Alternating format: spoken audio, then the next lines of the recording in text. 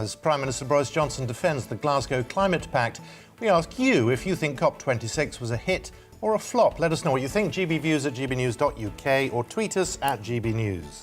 Also, concerns over the Queen's health grow as she cancels her appearance at the nation's Remembrance Sunday service. We'll tell you how the Prime Minister is seeking to reassure the nation over Her Majesty's health. And a bird for everyone who wants one. We'll let you know why the British Poultry Council is confident you will still be able to enjoy turkey this Christmas. And in some great British news, Lewis Hamilton hails his triumph in Brazil, calling it proof that nothing is impossible as the British star gets back on track to win a record 8th world title.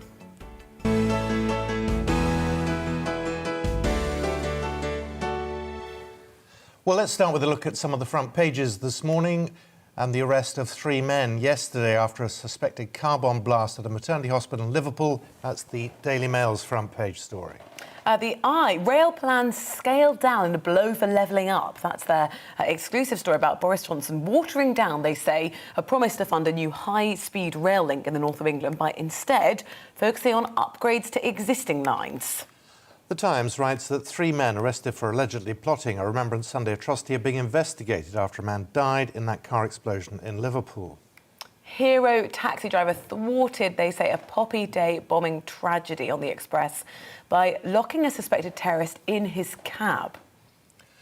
Counter-terrorism police investigated a Remembrance Sunday car explosion at Liverpool Women's Hospital, which killed 1 person and injured another. That's the Daily Telegraph front page this morning. The Financial Times say business groups joined climate activists in expressing frustration that national governments were not moving aggressively enough to tackle climate change after the COP26 agreement was, they say, watered down in the final minutes. India and China will have to explain themselves to poor nations after watering down the Glasgow Climate Pact. The COP26 President Alex Sharma warned on Sunday. That's according to The Guardian. Concerns over the Queen's health have grown after she cancelled an appearance at the nation's Remembrance Sunday service after spraining her back. So health fears for the Queen lead the Metro.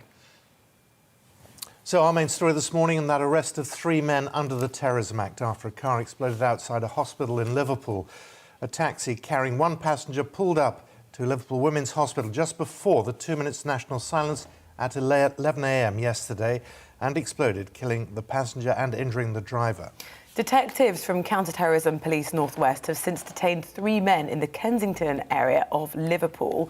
Well, we can go to the scene now. Our Home Affairs and Security Editor, Mark White, joins us from Liverpool.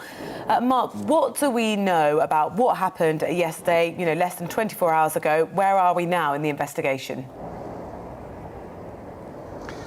Well, it is still a fast-paced investigation with developments that were happening yesterday afternoon and through the night. Now, this area here outside the Women's Hospital is still closed off. There is a detailed forensic examination that's underway. We understand that the vehicle at the centre of this explosion is still in situ this morning. That will be subject of a much more thorough investigation with those forensic teams, especially if they're looking for any evidence of explosives involved in that incident. Now, as you mentioned in your introduction, 3 people were arrested. These arrests took place in the Kensington area of the city. It's just over a mile from here. Yesterday afternoon, a 29-year-old man, 26-year-old and 21-year-old men also arrested at the scene there. That property remains cordoned off and the subject again of a detailed search. Now, another scene of activity is in Rutland Avenue, which is near Sefton Park, not far from that area in Kensington, again about a mile and a half or so from here. Now, a lot of police activity there. Armed police were seen at the scene there overnight, and indeed 2 police officers in plain clothes wearing body armour going in with negotiator written on that body armour. Now, the police, Merseyside Police, have not commented on that operation. It is an operationally sensitive matter, so they're not going to comment on that at this stage, but that is still ongoing, an indication that we are still very much in an active investigation phase of this inquiry. Mark, these reports that the taxi driver may have actually prevented an attack. What do we know about him? What do we know about what he did? Well, absolutely incredible if true. There are multiple reports coming out now about the actions of this taxi driver. Now, we know, Simon, that he was injured in this incident, not life-threatening injuries, thankfully. He's been treated in hospital for those injuries. So reports circulating now suggesting that he had picked up a man that had apparently asked to go to the main Remembrance Day service in the city. This taxi driver apparently had become suspicious about this man. He had seen something on this man as well, which again heightened his suspicions. They couldn't get, we're told, near the area where this remembrance service was taking place. Instead, they came to this area. And again, according to reports, it's not been confirmed by the police, but we would expect that kind of detail to come out probably a bit later today. We will, I'm sure, as the day unfolds, get more in the way of updates from the police. The suggestion is that this taxi driver locked the vehicle and got out of that car just as there was an explosion inside, as I say, injuring him, thankfully not badly. We do know there have been 3 arrests. What happened yesterday? What do we know about those? Well, those 3 men that were arrested have been taken to police stations in Liverpool. They are being questioned now. This is an investigation that is being led by the Northwest Counter-Terrorism Unit in conjunction with Merseyside Police. It has not yet been officially declared a terrorist incident, but given that they are the lead, given that the 3 men were arrested yesterday under the Terrorism Act, it tells you the direction that this investigation is going in. And of course, as I said at the beginning, this is still very much an active process in terms of trying to gather as much information as they can and indeed ensure that all potential suspects are accounted for. And as I say, this operation, we understand, is still ongoing in the Sefton Park area this morning with armed police and police negotiators at a property in that area. And as far as the public are concerned, they are being told to not be alarmed, but certainly to remain vigilant. The threat level at the moment remains at substantial, meaning an attack is likely. Remember, there is a 5-scale terror threat level, the highest level being at critical, meaning that an attack is imminent. We've only been at that level a couple of times over the years.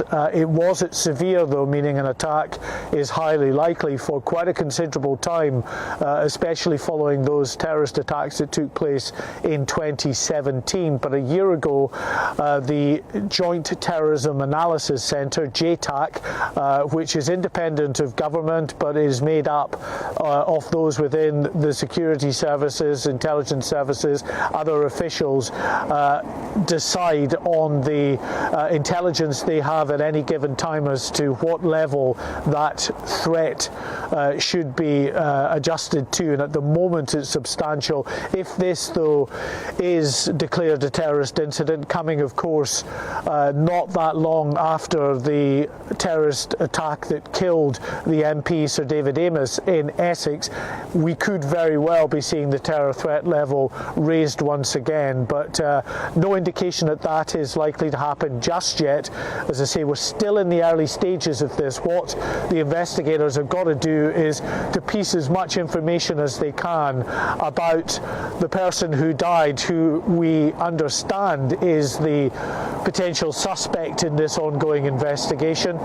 They are, of course, trying to determine exactly who this individual is. And what you see in these investigations as they go forward is the more they learn about an individual, the more they then look into the links surrounding that individual. So, for instance, his home address, family members' home addresses, people that this person may have been linked to, friends and other associates. That's why you're seeing at the moment, at this early stage, at least 2 properties that have been raided and are being searched by police officers. We may, as this investigation continues to expand, see more in the way of raids and arrests, as typically we would see in any ongoing terror investigation. Mark, for now, thank you very much. Mark White will be bringing us all the latest throughout the morning here on GBNews. It's 10 minutes past 6. Let's give you an overview of what else is happening today. And the government is expected to announce that the vaccine booster programme will be extended to the under 50s. People will be able to book their jabs 6 months after their second dose, meaning the rollout will initially be extended to those in their late 40s. According to The Times, a total of 12.6 million over 50s have had booster jabs. That's about a third of all the people who are currently eligible. More than 1 million children between 12 and 15 years old in England have received a COVID-19 vaccine. According to NHS England, vaccine clinics have been held at around 3,500 schools, with 800 more to be visited next week. A single dose of the Pfizer-BioNTech jab has been available to 12 to 15-year-olds since September the 20th. Austria is placing around 2 million unvaccinated people in lockdown for at least 10 days amid record infection levels and growing pressure on hospitals. Unvaccinated people in Austria will only be able to leave home for a limited number of reasons, working or buying food. About 65% of Austria's population is fully vaccinated. That's one of the lowest rates in Western Europe. MPs have expressed frustration over reports that rail upgrade plans for the north of England are to be watered down. According to the Eye, the Leeds-Manchester section of the proposed Northern Powerhouse rail will be delivered through upgrades to the existing track rather than a new line via Bradford. Shadow Transport Secretary Jim McMahon says ministers are attempting to quietly back out of infrastructure schemes that they had committed to dozens of times. Now, the British Poultry Council say there will definitely be enough turkeys for Christmas. The pledge from the industry body comes as the deadline closes to recruit thousands of temporary workers from the European Union to help process turkeys amid widespread labour shortages in the UK. Well, the council says about half of the visas available have been taken up, but added that is enough. But the head of the BPC admitted people will have fewer choices overall this year. In the sport, Lewis Hamilton says his breathtaking Brazilian Grand Prix triumph is proof that nothing is impossible, as the Mercedes star reignited his bid for a record-breaking 8th World Championship. Hamilton started 10th after a series of penalties, but fought his way past rival Max Verstappen with just 12 laps left. The result cuts Verstappen's lead in the title race to just 14 points, with 3 races to go. A quick look at the weather. Any morning mist will lift to a rather cloudy day. Rain in the north will turn patchy in the morning and linger over northern England and northern Wales for a time. Sunny spells in the far north.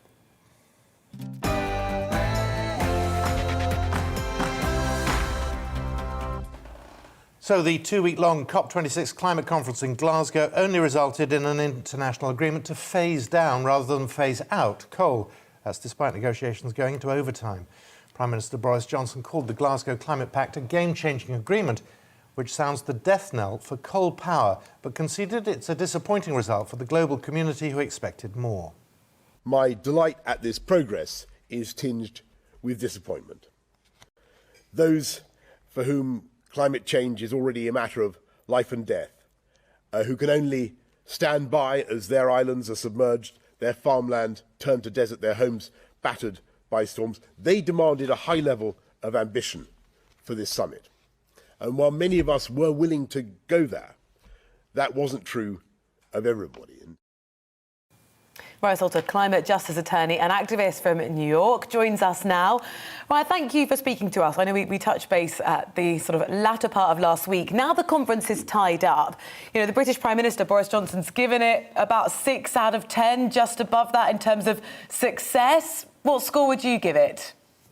I think that most activists and I think everyday folks who care about climate change and our planet would give it perhaps a 1 or 2 out of 10 best. Why 1 when, as Prime Minister Boris Johnson said, this signals the death knell for coal, and that is a huge step forward? Unfortunately, signaling the death knell, you reported it, because of pushback from India and other countries. Instead of phasing out coal, the agreement says phase down. There are no commitments to phase out coal, and it's very unfortunate. OK, I mean, what would you want to happen? Because a lot of the activists are saying we're going to have this conversation in, another 12 months' time, start again. Do you think we could actually improve on 1 out of 10? I think we have to. I think that our very lives depend upon it. The other, I guess, bright spot is that the agreement said that countries must strengthen their nationally determined contributions, what they agreed to at Paris, by the end of next year. That's a bit of a bright spot because that's earlier than they would have had to strengthen those commitments than before. However, the Paris Agreement commitments do not get us to that 1.5 degrees C temperature limit that we know we must keep to in order to avoid catastrophic climate change. The Paris Agreement commitments take us over that already. So we're in deep trouble. We've been in deep trouble for years, and strengthening the commitments by next year is a hopeful step, but is not the step that I think most climate activists and scientists wanted to see. The view seems to be that China and India need to look at themselves and ask themselves some tough questions. I mean, what would you say to them? This, I think, gets to the point of why climate justice is so important. We know that the United States is historically the largest committer, the one who has done the most to contribute to climate change, while we know that China is now, and India are now the highest emitters. And so this piece about climate justice, this piece about helping poorer countries make the transition, helping poorer countries with loss and damage for historic loss is really important, because India is saying, how can we phase out coal when we have development concerns? And while it's urgent that they do, they have a point. The COP president said China and India are going to have to explain themselves to the most climate vulnerable countries in the world. They know that this is deeply unpopular, but they're not going to be persuaded, it seems. It's not something it's clearly problematic. China, India, the United States, the world needs to come together on climate. I don't think that it's any one nation's fault. It's a failure of humanity to come together in an emergent crisis where we need our leaders to show up and act on climate urgently now, and they have failed us. Albie, it's very good to see you, and thank you very much for joining us this morning. Thank you so much. Thanks. Well, here to discuss the day's headlines with us, all of the stories we've been giving you, is Albie Amankoa, co-founder of Conservatives Against Racism. Thank you for joining us. If we just go back to our top story, 3 men have been arrested under the Terrorism Act after that car blast in Liverpool. Reading these stories this morning, it's pretty galling. What do you think this tells us about, the efforts underway to make sure the terror threat in this country is kept down? Yes, indeed. It's a pretty grim start to the week, I have to say. I think what always concerns me about these terrorism cases, and this has not necessarily come to light just yet, but it's quite common that Prevent actually already knows a lot of the terrorists who are committing these crimes. It was a case at London Bridge. It was a case with the tragic killing of Sir David Amos just last month. And I think questions will be asked if these 3 men who have been arrested were known to Prevent before this attack took place. It's a difficult one, isn't it? And they're damned if they do, damned if they don't, because until something's happened, they can't act. Absolutely. But I think it's worth noting that Prevent probably does definitely do an amazing job at counter-terrorism in this country. There is no doubt that were it not for the hard workers at Prevent, that there would be more terrorist attacks happening already. So they do their job. But when these attacks do happen and when people do slip through the net, it results in people dying. And there is no acceptable number of terrorism deaths that we can live with in the United Kingdom. Albie, we've just been talking about the end of the COP26 summit. Boris Johnson gave it a sort of a 6 out of 10, and quite a lot of people are disappointed. It seems like the final agreement was somewhat watered down. What's your evaluation of the commitments that actually have been made? Yes, the commitments had been watered down, but we have had some amazing commitments come out over the past 2 weeks at COP26. We had $130 trillion of private capital committed to net zero. We had commitments about methane production, commitments about deforestation also come out. We've also had this what people are calling a watering down from the phasing out of coal to the phasing down of coal. And this is actually the first time that we have had a global agreement about reducing the use of coal. So whilst it might not be what we all hoped for at the beginning, we have made a lot of progress, and we are keeping 1.5 alive, and we'll just have to see what happens in the weeks, months and years to come. I'll be just to get your thoughts on the ongoing, and this what is day 12 now, Tory sleaze. Sunday Times finds that the Transport Secretary Grant Shapps lobbied to protect airfields from house building by setting up a team that helped airfields challenge potential developments. Turns out he's a pilot himself. And there is a sense that this is a story that surely the Tories wanted to go away, and it simply is not. No, the story is not going away. I don't think it's going to go away for some time. I think it's really unfortunate what happened with the Owen Paterson scandal. Now we're seeing lots more reports of alleged Tory sleaze coming out. On this specific story about Grant Shapps, which came out in the Sunday Times yesterday, I found it particularly interesting because obviously the UK is in the midst of a housing crisis, and I think one of the main charges of this story is that the Transport Secretary was lobbying against houses being built on a particular private airfield in Oxfordshire, which was seen to be in contradiction with the ambitious house building targets that the government has for this country, and the Prime Minister's pledge to make home ownership a British dream for many people in my generation and indeed people across the country. Boris Johnson has admitted now that he could have handled the sort of row over Owen Paterson better. How should he have handled it? I think it is very clear to anyone that watches these events, and indeed most of the British public, that this scandal could have been handled much better. I personally think my personal view is that Owen Paterson should have been suspended for the 30-day period. And then if that had resulted in a by-election, then that's what would have happened. There's going to be a by-election anyway, because he's now stood down, and all that's happened is now me and my party look a bit silly with what's gone on. And there are all of these other allegations, like the ones about Grant Shapps, which you mentioned before, which are coming out. So it seems to me to be a massive own goal.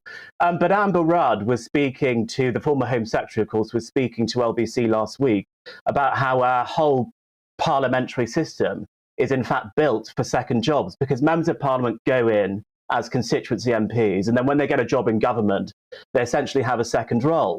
And then when they leave the government and they go back to being constituency MPs, a lot of these MPs feel that there is a gap to be filled, and that is when they may take on a second job. So I think there are questions about the whole second job process. I don't know whether or not it's as binary as Labour are making out in saying that we should just get rid of second jobs altogether, because it is true that when MPs do leave the government, they may feel that there's a gap to be filled, and that could be filled by a legitimate second job helping people around the country. Albie, forgive me, you're appearing a touch complacent here, describing this as a bit silly. People are really angry about this. Voters are particularly angry about this. They see a government mired in sleaze once again. Whether you like it or not, it is your party that seems to be at the forefront of this. Is there a sense of just how seriously the country is taking this, even if the politicians are too worried about what their job will be once they're no longer an MP? I'm absolutely not complacent about this at all, Simon. I think what we've seen happen with the polling over the past week, we've lost our lead. We're now down 6 points against Labour. You know, it is really important that the government gets a handle of this and we get to an outcome that the British people are happy with. There are very serious things that need to be looked at, and this is not a time for complacency. So I apologise if I came across complacent. Perhaps silly wasn't the best word to use, but we do not look good coming out of the situation, and we desperately need to solve it. So how do you get a handle on it? I do not know how we're going to handle on it right away. I think we need to look at what some of the best processes could be, maybe taking some examples from around the world, looking at maybe capping the amount of money that MPs can earn as with their second jobs. Perhaps it shouldn't be higher than the wages that they're earning as MPs. Maybe it could be banning second jobs outright, like Labour are saying, but I do think there would be problems with that. Perhaps there are specific types of work which the Standards Committee could look at and say whether or not it was legitimate for an MP to have this second role or not. There are serious issues that need to be looked at. I don't have the answers now. The government don't have the answers yet, but we desperately need to find them. Albie, a quick word about the Queen, her non-appearance yesterday at the Remembrance Sunday, which is something that she puts, I think, as one of the most important duties she has every year. I mean, how worried do you think we should be?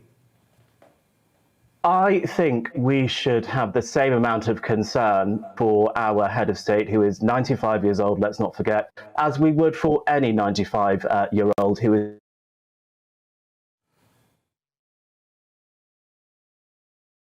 Forgive us, we've lost Albie, but I think he was making the point, and he's absolutely right. She's 95 years old, and if it was our mother, grandmother, great-grandmother, we would all have those concerns, and we would share them in the same way. So we'll have more on that a little later on.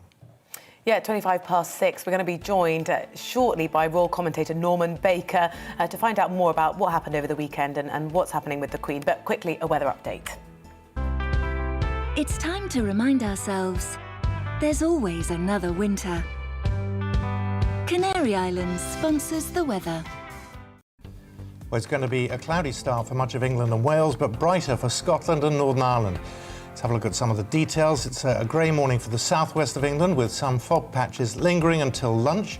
Some drizzle will be around too, but it will be milder this afternoon. It's a similar story in the southeast. It'll be mostly dry, but a few light showers are possible. Grey, dull and damp as we move west to Wales, where there will also be outbreaks of rain in places, feeling cool there as well. As we move across the Midlands, cloud will increase through the morning with some patchy rain moving further south and east. Mist and fog will linger. Temperatures will be around 11 Celsius.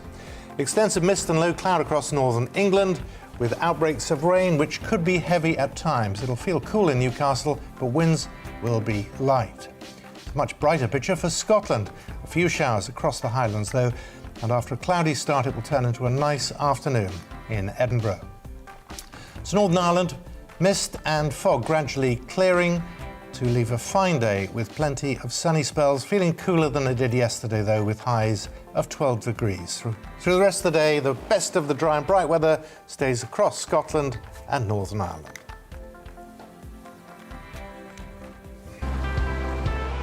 Canary Islands sponsors the weather.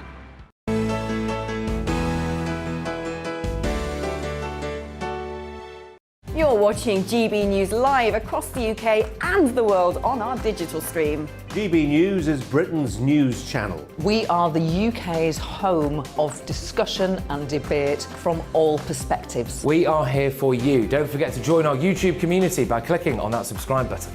And if you want the GB News app, you can click and catch up on programmes anytime. We love to hear from you, so email us. gbviews@gbnews.uk. Thanks for being part of the GB News family.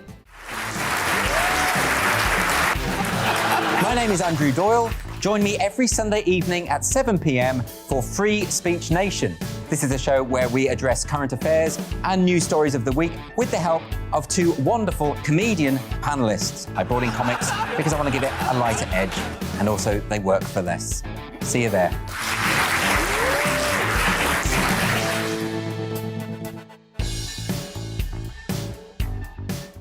Join my show Farage, 7 p.m. till 8 p.m. Monday through Thursday, and there you will get opinion, analysis, debate, and I'll cover stories that nobody else dares to touch.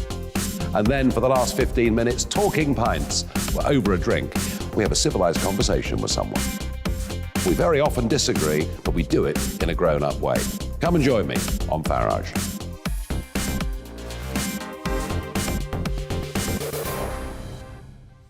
I'm Colin Brazier. I've reported from more than 70 countries around the world, covered wars from Afghanistan to Iraq, from Lebanon to the Balkans. I'm trying to bring that experience, that feel for events, to the studio. And something else, I'm ready to give an opinion. Today's stories with a spark.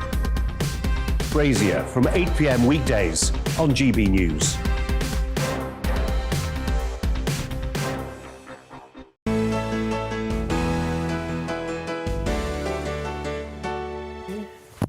It's 6:30. Welcome back to the Great British Breakfast. Now, the Queen was forced to miss the Remembrance Sunday service yesterday after spraining her back. It was going to be her first public engagement after a fortnight of rest, with the monarch apparently disappointed to have missed it. The Prime Minister, though, Boris Johnson, has said he visited her last week and that she's doing very well. Well, Norman Baker, former minister and author of And What Do You Do? What the Royal Family Don't Want You to Know. He joins us now. Good morning to you, Norman. Good morning. How worried do you think we should be? Because this is an event that Her Majesty would normally insist on attending. That's right. And in fact, in her 69-year reign, she has, I think, only missed 6 of these occasions, 4 times when she was out of the country on official government business, and twice when she was expecting a child. So this is the first time, I think, that she has missed this due to ill health. Now, it has been said, she is 95. She is in remarkably good health, really, for someone that age. But the reality is that that is a very advanced age, and she cannot go on forever. You know, she's been a fixed point in everybody's lives. I mean, I'm close to retirement age, and yet she was on the throne when I was born. So most people don't even have a memory of anyone before the Queen in terms of who was on the throne. So I think we should be concerned, just recognising the limits of human endeavour, as it were. And also I think we have to recognise that over the years, the palace has not always been terribly honest about the condition of the monarch, not just this particular monarch, but going back to George VI or George V. They don't always tell us what the truth is. We are being told that this is a separate issue to whatever caused her to have the rest for the previous fortnight. This is something separate. Yes. Well, that may be true. We are told that she has a back problem. That's not, I suppose, unusual at that age. And that's been separate from the issues which caused her to take a break beforehand. But, you know, these issues accumulate, I think, when you become older. And they take longer to mend themselves. That's just the way the human body is. Yeah, I mean, we spoke a few weeks ago of the last health scare and criticising Buckingham Palace then for perhaps not being honest about what was going on and being slightly disingenuous. And they now pay the price for that, don't they? Because, frankly, we're not sure about what we're being told. No, that's exactly right. And there's a dilemma here, because on the one hand, we have, I suppose, a right or expectation at least to know what the health of the Queen is, or indeed the health of the Prime Minister, for example. On the other hand, these are individuals whose health condition is just to a large extent a matter which should be private.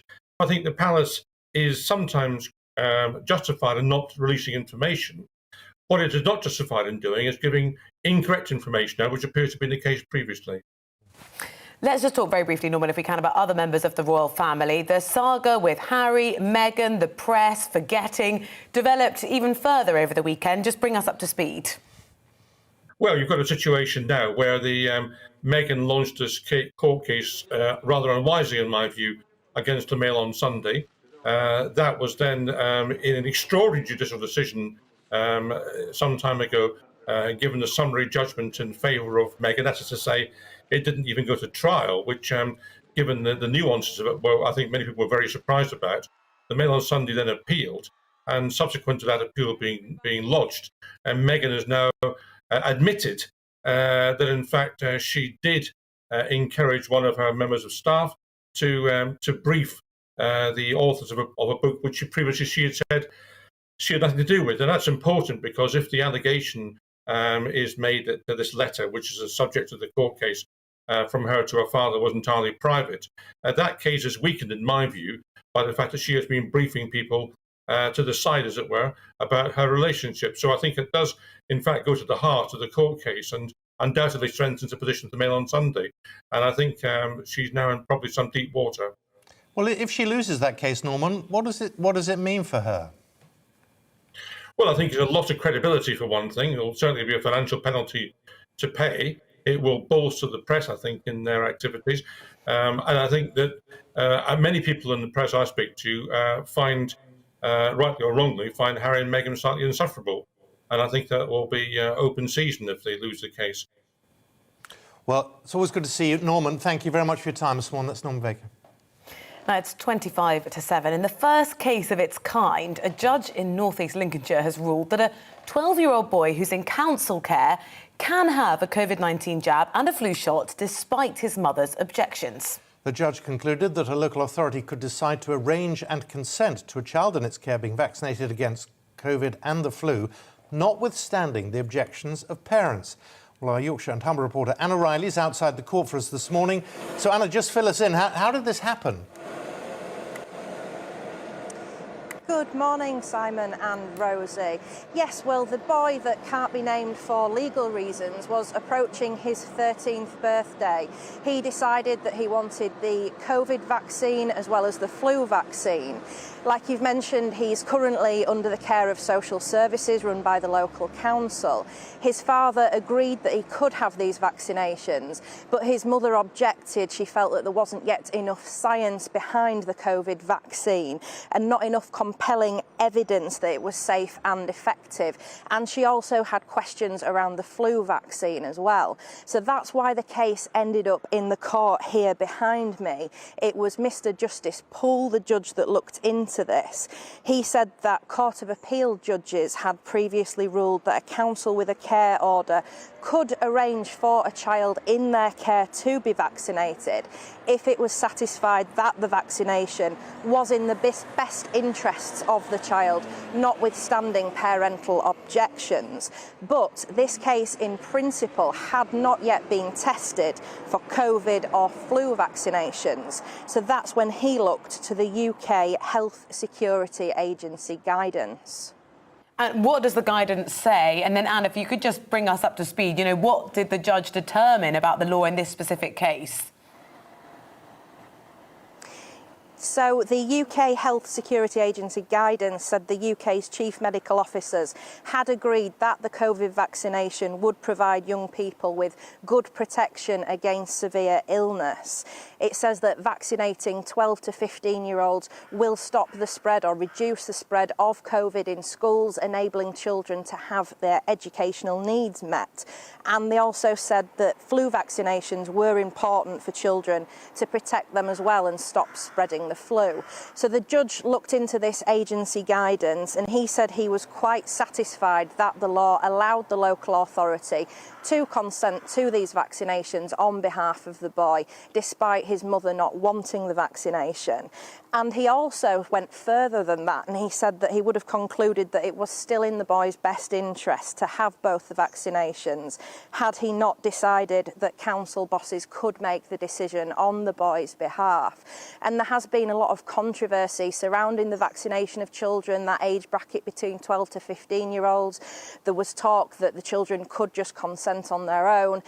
It was determined that parents needed to be involved. This case may change things now with this judge's ruling, though.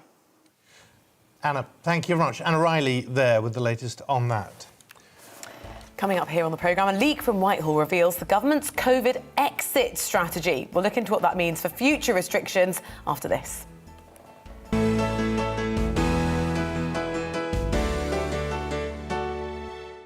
You're watching GB News live across the UK and the world on our digital stream. GB News is Britain's news channel. We are the UK's home of discussion and debate from all perspectives. We are here for you. Don't forget to join our YouTube community by clicking on that subscribe button.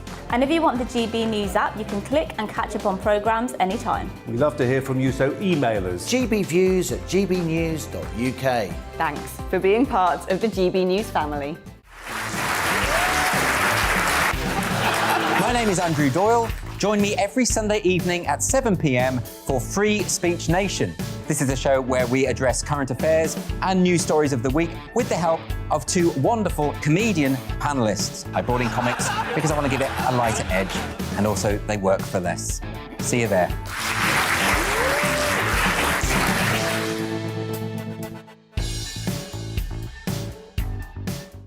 Join my show Farage, 7 p.m. till 8 p.m. Monday through Thursday. And there you will get opinion, analysis, debate, and I'll cover stories that nobody else dares to touch. And then for the last 15 minutes, talking pints. We're over a drink. We have a civilized conversation with someone. We very often disagree, but we do it in a grown-up way. Come and join me on Farage.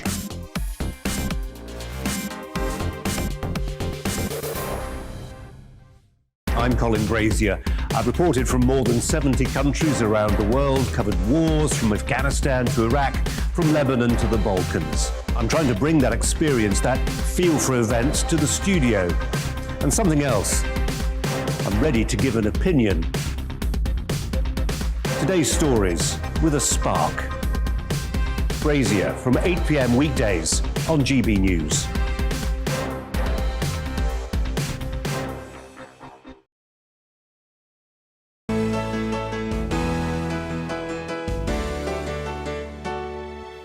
Hello again, 20 to 7, you're watching the Great British Breakfast with Rosie and Simon. Now, industry bodies are urging the Scottish Government to introduce a business rates discount for the retail industry still struggling in the shadow of COVID.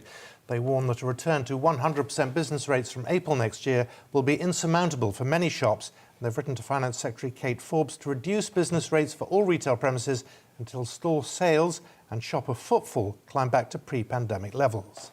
Joining us now is Andrew Sachs, the Head of Research and Analysis at ETX Capital. Thank you very much for joining us. I spent some time in Edinburgh over the summer, and the shops there down the Royal Mile, when the Fringe would be on, normally they would be absolutely surging, till ringing. They are just not getting the footfall and the business that they'd be used to. How likely actually is it, though, that they can have this sustained period where they don't pay at the business rates in the same way pre-pandemic? Well, I think it's a remarkable idea, to be quite fair. I'm very surprised by it as well, because given the very high tax policy of a lot of the government, especially in Scotland recently, it's quite surprising that they would consider a rate reduction for businesses. And I think it would be a very good idea. Now, of course, well, if you look outside London, London is normal. There's normal activity in every area of the retail sector in London, but if you go outside London, it's not so much. People are still at home. There's still a lot of ordering online. Still a lot of Amazon is still doing very, very well and delivering retail products across the country. So yes, there needs to be some kind of stimulus to be able to get people back into the high streets. And I think it's a very good thing that the high street is being considered and that retail business is being considered. Andrew, I mean, to be fair to London, I mean, I live in the City of London, where every fourth shop is boarded up and gone. Things have changed across the country. But have the government missed a trick here? Wasn't this the moment to reassess the whole issue of business rates? We've been talking about business rates for years. With the rise of Amazon and online shopping, there has to be a change in emphasis on how we do this, doesn't there? Yes, there does indeed, Simon. I agree with you. And certainly, let's revisit that. In London, yes, there are some shops. It depends where you live. In the city, yes, where I also work, there are a lot of empty premises, but the ones that are still going have got their customers back, and they got their customers back quite quickly. So, but on the other hand, in more rural areas and more remote areas, Amazon has really taken over, and it is getting more and more difficult to encourage people back into the high street. But on the other hand, from a retail shop owner's point of view, they are also encumbered with having to try to make the revenues back that they lost from having been forcibly closed, which is another reason to reduce the taxes. But yes, indeed, there has been a number of years' worth of wanting to try to address the business rates aspect of things. And I think it is, and there's another elephant in the room, isn't there? If the business rates stay as they are, and this doesn't go ahead, retail premises and retail businesses may be faced with also some interest rate rises. And interest rate rises tend to cause fixed costs such as mortgages and business loans and finance that finances supplies and things like that to go up, and it makes things very, very difficult for them. So I think there does need to be some kind of shake-up of the entire business rates, the way things are calculated and the way businesses pay their rates. To what extent is there an argument to say this would be propping up an industry that has fundamentally changed, that was already on the decline pre-pandemic, but's just been accelerated by lockdowns? Yes, there is definitely an argument for that. And that seems to be the official line, is that, oh, look, these were doomed anyway. But that's not really the point. And if you look at governments wanting to, what they were terming these things non-essential businesses. Well, who decides what's a non-essential business? in a free market economy where you rely on private enterprise and entrepreneurism, which the UK has been like that since the 1980s, then pretty much you could argue that every business is an essential business. It's all part of the economy. It's people's livelihoods. And it's not really so fair to say that it was on the decline, because there were still people going to shops. There was still a lot of retail business. People prefer what I call the showroom experience to ordering things online. There are certain products and certain services that are better bought in person. Not everything can go online. I don't think we can live in a world where Jeff Bezos has a monopoly on the entire retail market of every product in the entire spectrum of the retail customer. I think shops are essential. I think the high street is essential. It's also essential for the survival of small to medium-sized towns where they rely on having a main centre. If you take the main centre out of a town, the town will rapidly go into decline. Andrew, it's great to talk to you this morning. Thank you very much for joining us. Andrew Sachs. It's just gone 6:45. Britain's response to COVID is set to be dramatically scaled back early next year as part of a pandemic exit strategy. It's according to a secret Whitehall plan, which was leaked to the Mail on Sunday. Our London reporter Alice Porter is outside the Royal Berkshire Hospital in Reading. So, Alice, what more do we know about these leaks? Good morning to you. Good morning. Yeah, these leaked documents are describing what's Operation Ramp Down, and they describe how the government's £37 billion COVID emergency plan will be sort of dismantled as we learn to live with the virus. That's the phrase we've heard from Professor Chris Whitty over the last few months or so. And in this plan, this is what it says. It says they're going to axe the legal requirement for people to isolate for 10 days if diagnosed with COVID, ending of free COVID testing, and ending test and trace. I mean, it's incredible to sort of think where we are now, given it was in March, of course, last year when we had the first COVID death, and that was actually at this hospital behind me then. And then since then, of course, more than 140,000 people have died with COVID. So the question is this the right time for the government to start looking at these plans at dismantling the COVID emergency infrastructure that we have in this country? And so, Alice, what's the detail of the plans and which bits will be popular, which unpopular with the public? I don't think many people lose much sleep over losing test and trace. I mean, we know it's been heavily criticised in both its efficiency and, of course, the cost of it. And with so many people vaccinated now, I can see the argument why people would say it's not as necessary as perhaps it was maybe sort of 9 months ago. I think ending free COVID testing, lateral flow tests, I think that is one that will impact people. I mean, again, it's incredible to think it doesn't feel that long ago when we couldn't really get tested. It was really difficult. And now they're so plentiful, we can pick them up easy in pharmacies. And of course, many businesses want many of the people working for them taking regular tests. So I think the concern is of what will happen when you move that out of the system for people. I mean, it's worth saying, if we look to France and Germany, they have both stopped doing free testing for people. They stopped it last month. The tests are very expensive.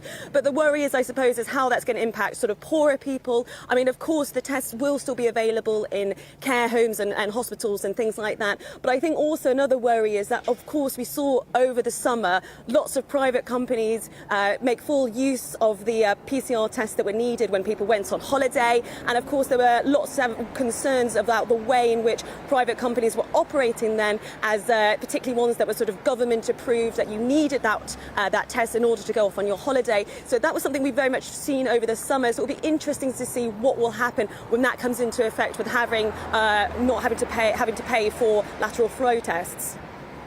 Alice, this is all very well, but if you look to Europe, cases are on the increase. Austria is increasing its lockdown procedures. This could just end up being wishful thinking.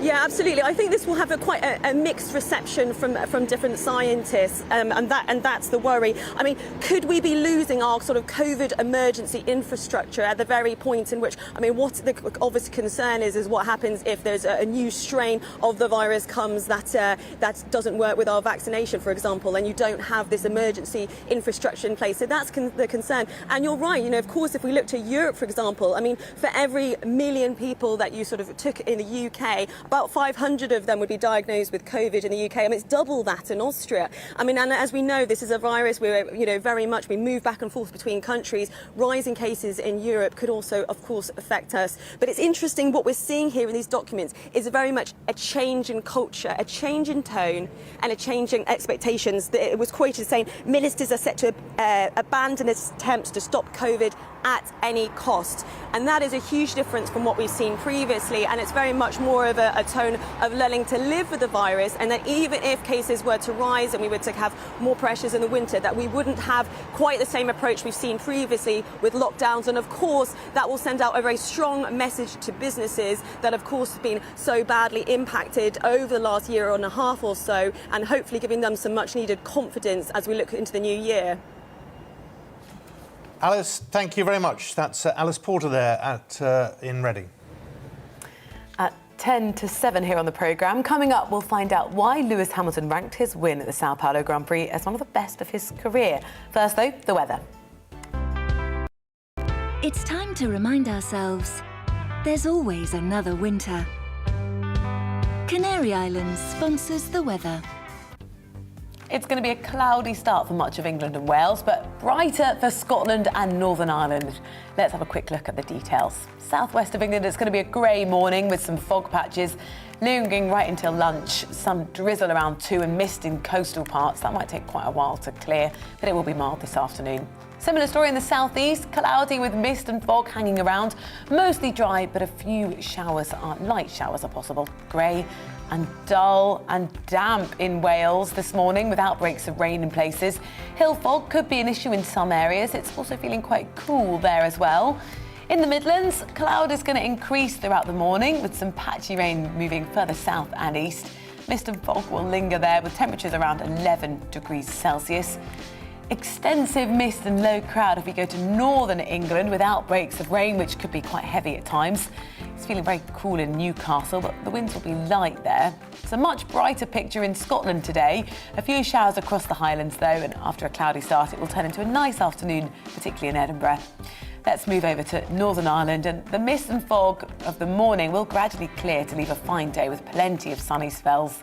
Feeling cooler than it did yesterday, though, with just highs of 12 degrees Celsius.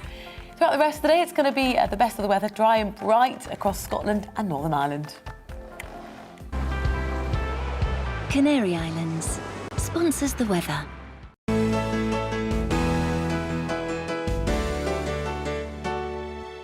You're watching GB News live across the UK and the world on our digital stream. GB News is Britain's news channel. We are the UK's home of discussion and debate from all perspectives. We are here for you. Don't forget to join our YouTube community by clicking on that subscribe button. And if you want the GB News app, you can click and catch up on programmes anytime. We love to hear from you, so email us. gbviews@gbnews.uk. Thanks for being part of the GB News family. My name is Andrew Doyle. Join me every Sunday evening at 7 p.m. for Free Speech Nation. This is a show where we address current affairs and news stories of the week with the help of two wonderful comedian panellists. I brought in comics because I want to give it a lighter edge, and also they work for less. See you there.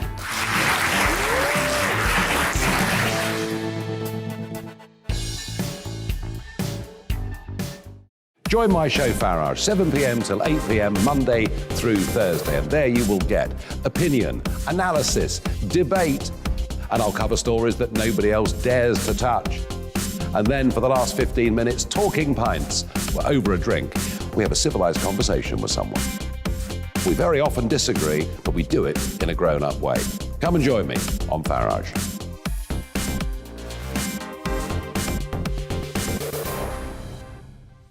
I'm Colin Brazier. I've reported from more than 70 countries around the world, covered wars from Afghanistan to Iraq, from Lebanon to the Balkans. I'm trying to bring that experience, that feel for events, to the studio. And something else. I'm ready to give an opinion. Today's stories with a spark. Brazier from 8 p.m. weekdays on GB News.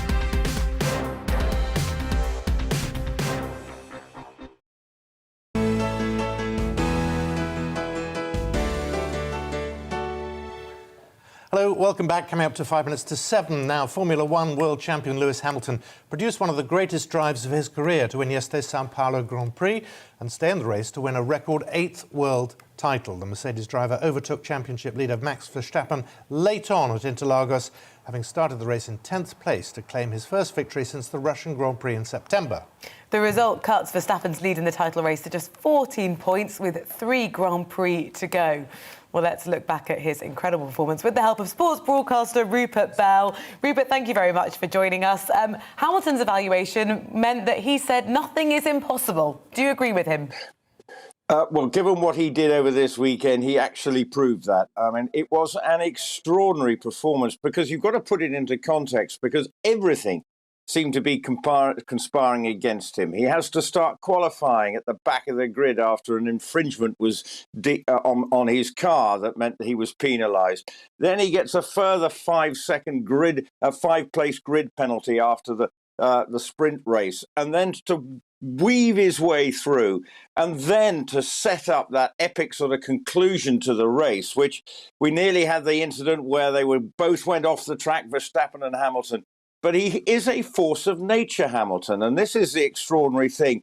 You know, when he has the sort of everything he feels is conspiring against him, his will to win is insatiable. Like very few sportsmen and women, he just wants to win. And it proved yesterday that he was going to find a way. And that incident where they go off the course, I mean, basically Verstappen and the race official said it was just racing.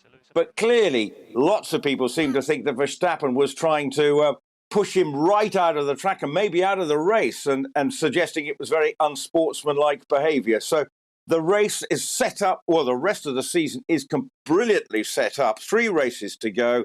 And sport is about rivalry. Well, this entire season has been about rivalry between Hamilton and Verstappen. There appears to be little or no love lost between them. And for F1 fans, this is manna from heaven. It is riveting stuff. It's also a race between Mercedes and Red Bull. And let's face it, when you put your foot down in a Mercedes on the straight, that car seems to be rather good. Yes, and people are suggesting, well, how's he suddenly achieving that? Because over the last few races, Mercedes have looked a little bit short of pace, but they found their mojo over the weekend with whatever they did. I'm no technical expert, but they got it sorted out. But clearly there's not too much love lost between the two teams because there endlessly seems to be each team wants each other team permanently being investigated. So there's a lot going on behind the scenes. So this adds to the spice as well. That, you know, Formula One often it's a one-horse race, one guy's out in front. But you need all sports to have proper rivalry. And, you know, we remember, you know, the Hunt days back with Lauda. Then there was Senna and Prost. That's all what you need in sport. And clearly, we've got the 36-year-old Hamilton, the young gun Verstappen. They're two teams basically trying to pull one over each other, trying to get each other sort of fined, you name it. There's so much going on behind the scenes. It's a soap opera in itself. But that's why people are watching Formula One. Even the neutrals will probably be interested to see whether Hamilton, from 14 points down now, can go on to win another world championship. We did then see, as you've mentioned, that very risky move, tricky tactics from Verstappen. How did he get away with it? Well, this is the big debate.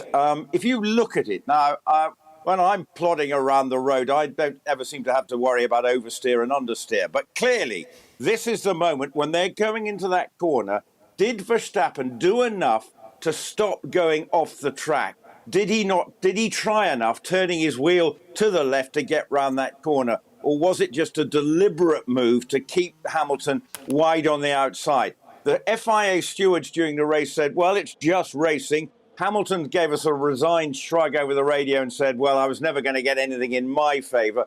But what he did do, he put it behind him. And this is a mark. He didn't let it bother him. He then found his opportunity a few laps later to get past him. But clearly, there may still be some rumblings with that, because once they look at maybe the onboard footage of the wheel and whether Verstappen did enough, there may be some implications. But at the moment, you just have to say that was down to racing, and it added a magnificent twist to what was an enthralling race to watch. I would imagine the stewards were more pleased than most that Hamilton won in the end, because it saved them a lot of grief, didn't it? It possibly did. He got a £5,000 fine, I think, for taking his belt off earlier. Verstappen got a fine.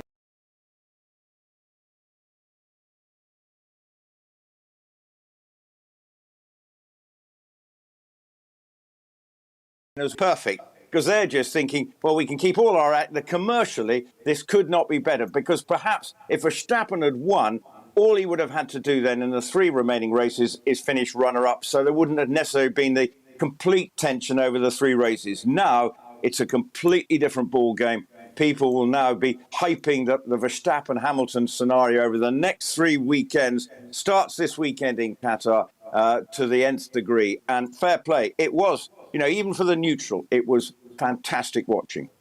Rupert Bell, fine there. Thank you very much.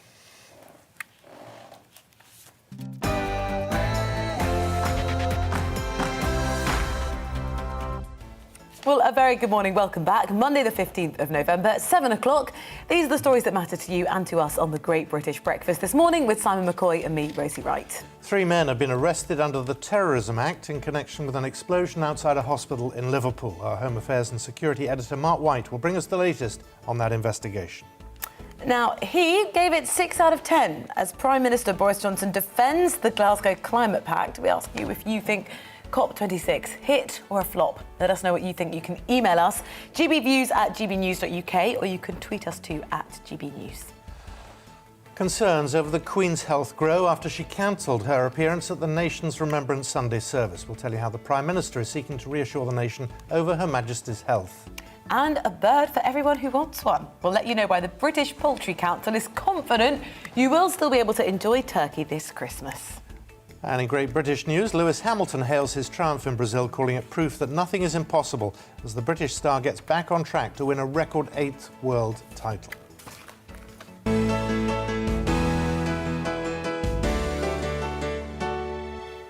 A very good morning. Let's take a look at the papers and what they're leading on today. And the Daily Mail to start with. 3 men arrested on Sunday after a suspected car bomb blast at a maternity hospital in Liverpool. That's the Daily Mail's front page. Rail plans scaled down in blow for levelling up, leads the Eye with an exclusive story about Boris Johnson watering down a promise to fund a new high-speed rail link in the north of England by instead focusing on upgrading existing lines. Well, the Times writes that 3 men arrested for allegedly plotting a Remembrance Sunday atrocity are being investigated after a man died in a car explosion in Liverpool. A hero taxi driver thwarted a Poppy Day bombing tragedy by locking a suspected terrorist in his cab. That's the Daily Express take. On the Telegraph, counter-terrorism police investigated a Remembrance Sunday car explosion at Liverpool Women's Hospital, which killed 1 person, injured another. Business groups joined climate activists in expressing frustration that national governments were not moving aggressively enough to tackle climate change after the COP26 agreement was watered down in the final minutes. That's the Financial Times story. The Guardian refocus on COP. India and China will have to explain themselves to poorer nations after the paper says they've watered down the Glasgow Climate Pact. Speaking about the words there of COP26 President Alex Sharma. Concern over the Queen's health has grown after she cancelled her appearance at the nation's Remembrance Sunday service after spraining her back. That's the Metro report. And in the 3 men, as our top story, 3 men have been arrested under the Terrorism Act after a car exploded outside a hospital in Liverpool. A taxi carrying 1 passenger pulled up to Liverpool Women's Hospital just before the 2 minutes national silence at 11 a.m. on Remembrance Sunday. The car exploded, killing the passenger and injuring the driver. Detectives from Counter-Terrorism Police North West have since detained 3 men in the Kensington area of Liverpool. GB News Home Affairs and Security Editor Mark White joins us now from Liverpool. So, Mark, just bring us up to date. The last 24 hours have seen a lot happening. Yeah, frantic activity, and it is still very much an active and ongoing investigation. We've moved, Simon, from the scene of that explosion to the Sefton Park area, about 1.5 miles from the hospital, to an area, Rutland Avenue, behind me there. There's a police mobile command vehicle set up here. The street is still cordoned off. Now, this was the scene of very significant activity into the early hours this morning, with armed police seen here. Also, 2 police officers wearing these body armour vests with negotiator written on them went on behind the cordons as well late last night. No indications yet from Merseyside Police or indeed from the Northwest Counter-Terrorism Unit as to whether there have been any further arrests here. We know that 3 people were arrested yesterday afternoon, a 29-year-old man, a 26-year-old man and a 21-year-old man who've been taken to police stations for questioning as the detectives continue to try to piece together the events of yesterday and determine whether there are any other suspects out there at this hour. So, as I say, this area here was the subject of activity until just a few hours ago. It's still cordoned off. We don't know whether the negotiations as such are still underway here. One of the early reports are suggesting that the taxi driver may have prevented a really deadly attack. What do we know about his actions? Well, this has not been officially confirmed, but absolutely incredible if true. It is being reported by a number of outlets this morning that this driver had picked up an individual who had apparently wanted to go to a Remembrance Sunday event. They couldn't get near that apparently because of roadblocks in that area. They ended up near the hospital there. The driver, the taxi driver, according to reports, had become very suspicious about the passenger in the back seat of that car, had seen something that this person was carrying or wearing as well, which also raised his level of concern. And the suggestion, as I say, this has not been officially confirmed, is that the taxi driver exited that vehicle just as this explosion occurred. Now, the taxi driver has been injured, has been taken to hospital, but is in a stable condition, thankfully not too seriously injured. But police, of course, will have been speaking to him to piece together exactly what he knows. And of course, the individual we now believe to be the suspect died in this incident, in this explosion, in the back of that taxi. Again, there will be forensics that are vital to the detectives as they go forward, because again, a key issue for them is if this was an explosive device, an improvised explosive device, they will want to know what the makeup of that device was. That's where the forensics come in. They will be carrying out a very detailed search. They were there yesterday, but these things are always methodical. They take a great deal of time, and those forensic teams will be back today sifting through that car as they try to look for fragments of any potential device to determine exactly what it was. And of course, always going forward is the uppermost in the minds of the counter-terrorism detectives is whether there is any other wider threat here. Well, let's pick up on that, because where are we in terms of the threat level at the moment? Is it likely to change?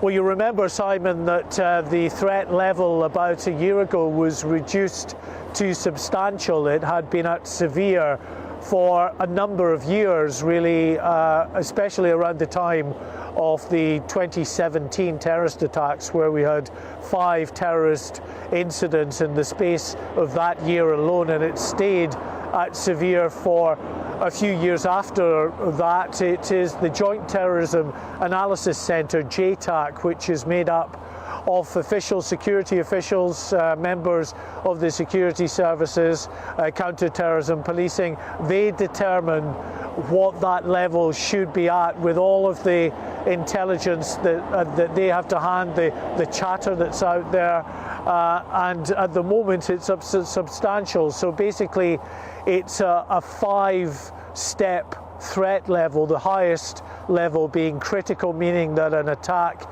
is imminent. It's only been at that level a couple of times in the decade or so where the threat level has been made public. Severe, as I say, it's been at for quite a number of years. It was reduced to substantial last year when the threat assessment was that the terror threat level after ISIS, for instance, in Syria had been largely dismantled. The threat level had diminished to an extent where it could be lowered to substantial. But if this is confirmed to have been a terrorist incident, then it is certainly possible that we might look at a reassessment of where that threat level should sit. At the moment, the Home Secretary has described it as an awful incident, and she has appealed for the police to be given time to carry on with their investigation. And indeed, the Prime Minister also keeping tabs with what has gone on here. It is a very significant incident, of that there is no doubt. Again, as I say, if it's confirmed to be a terrorist incident, we can probably expect that there's likely to be a meeting later today of COBRA, that cabinet office that meets with all of the police security services and the appropriate government officials and ministers at times of crisis. No indication that that is happening yet. It will all depend on what those counter-terrorism detectives come up with in their ongoing investigation. Mark White in Liverpool, thank you very much for the latest on that. Now it's 10 minutes past 7. Let's give you an overview of what else is happening today. And the government is expected to announce that the coronavirus booster programme will be extended to the under 50s. People will be able to book their jabs 6 months after their second dose. So that means the rollout will initially be extended to those in their late 40s. According to the Times newspaper, a total of 12.6 million over 50s have had their booster jab. That's about a third of those who are eligible. More than 1 million children between 12 and 15 years old in England have received a COVID-19 vaccine. According to NHS England, vaccine clinics have been held at around 3,500 schools, with 800 more to be visited next week. A single dose of the Pfizer-BioNTech jab has been available to 12 to 15-year-olds since September the 20th. Austria is placing around 2 million unvaccinated people in lockdown for at least 10 days. It's amid record infection levels in the country and growing pressure on their hospitals. Unvaccinated people will only be able to leave the home for a limited number of reasons, working or buying food. Around 65% of Austria's population is fully vaccinated. It's one of the lowest rates in Western Europe. MPs have expressed frustration over reports that rail upgrade plans for the north of England are to be watered down. According to the Eye, the Leeds-Manchester section of the proposed Northern Powerhouse rail will be delivered through upgrades to the existing track rather than a new line via Bradford. Shadow Transport Secretary Jim McMahon says ministers are attempting to quietly back out of infrastructure schemes that they'd committed to dozens of times. The British Poultry Council says there will definitely be enough turkeys for Christmas. The pledge from the industry body comes as the deadline closes to recruit thousands of temporary workers from the European Union to help process turkeys amid widespread labour shortages in the UK. The British Poultry Council says about half of the visas available have been taken up, but added that is enough. Well, the head of the council admitted people will have, though, fewer choices overall this year. I want that one. No. Right, let's have a look at sports news. Lewis Hamilton says his breathtaking Brazilian Grand Prix triumph is proof that nothing is impossible, as the Mercedes star reignited his bid for a record-breaking 8th World Championship. Hamilton started 10th after a series of penalties, but fought his way past rival Max Verstappen with just 12 laps left. The result cuts Verstappen's lead in the title race to just 14 points. And there are still 3 races to go.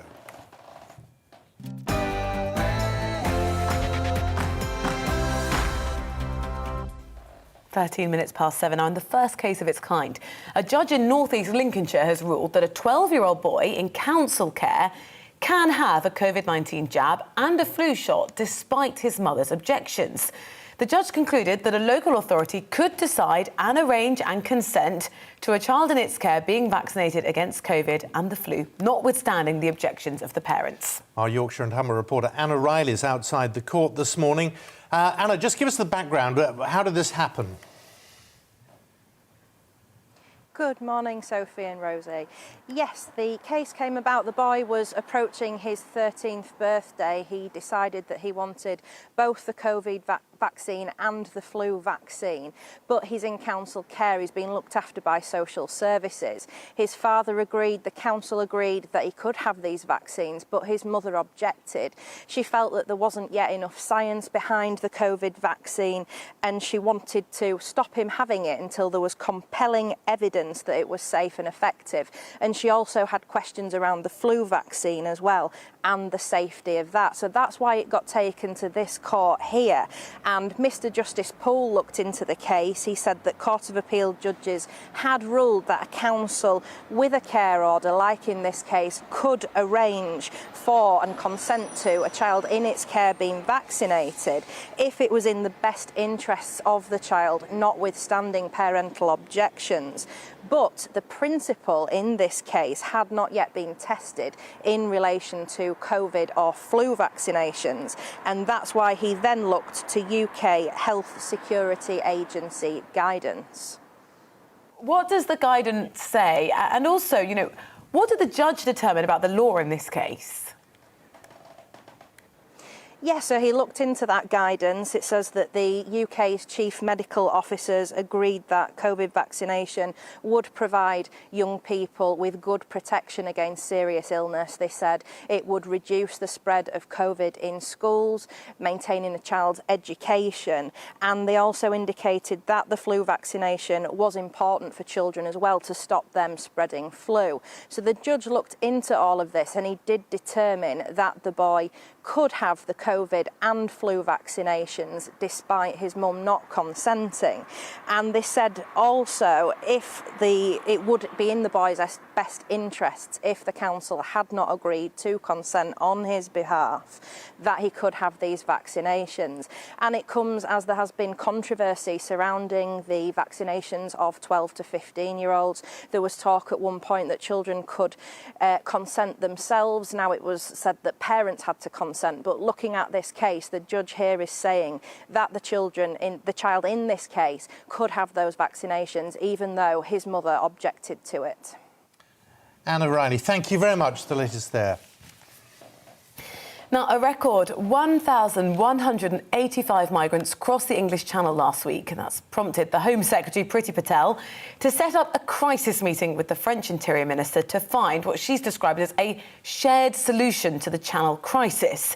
She's expected to urge her French counterpart to speed up plans to intercept every single migrant before they reach the UK, as some ministers allege that the French were allowing the crossings as a punishment for Brexit. Well, Dr. Martina Tazzioli is a lecturer in politics and technology at Goldsmiths, University of London. She works on the refugee crisis in the Mediterranean region. Good morning to you. Martina, what way could the UK... we'll talk about Poland in just a moment, but in terms of what Priti Patel is doing today, we've heard all this before. What makes you think today is going to change anything? Well, first of all, good morning. What is happening today in the Channel illuminates more than a migration crisis, a crisis of the asylum system. If we look at the number over the last few years, what is happening is that more or less the number of people who are coming to the UK to claim asylum has not increased that much. But what has increased is the way in which they are coming, because of the lack of legal channels to enter the UK.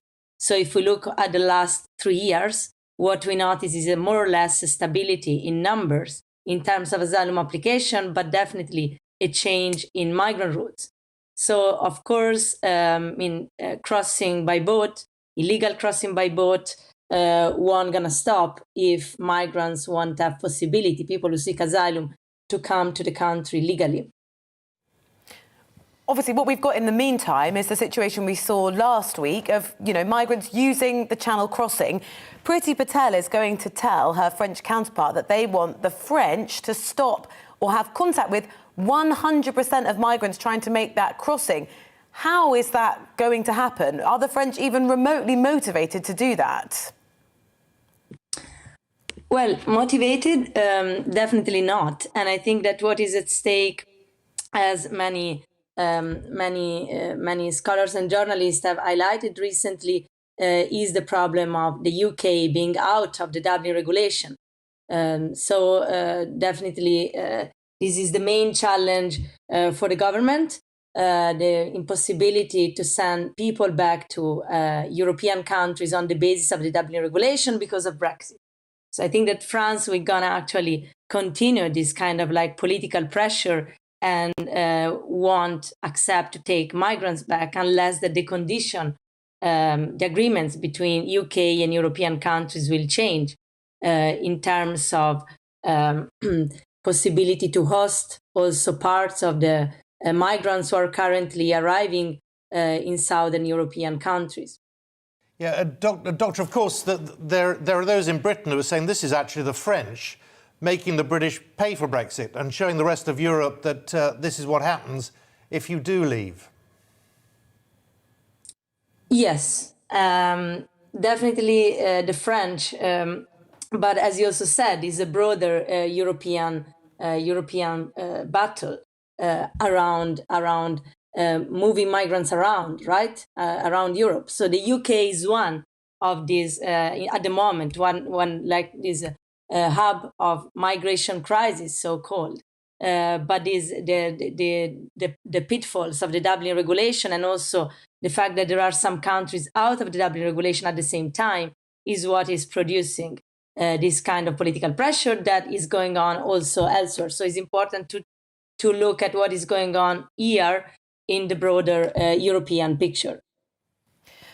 I mean, it's not just political pressure, is it? I mean, the French authorities last week blamed the fact that there was a public holiday, so that their authorities were just overstretched.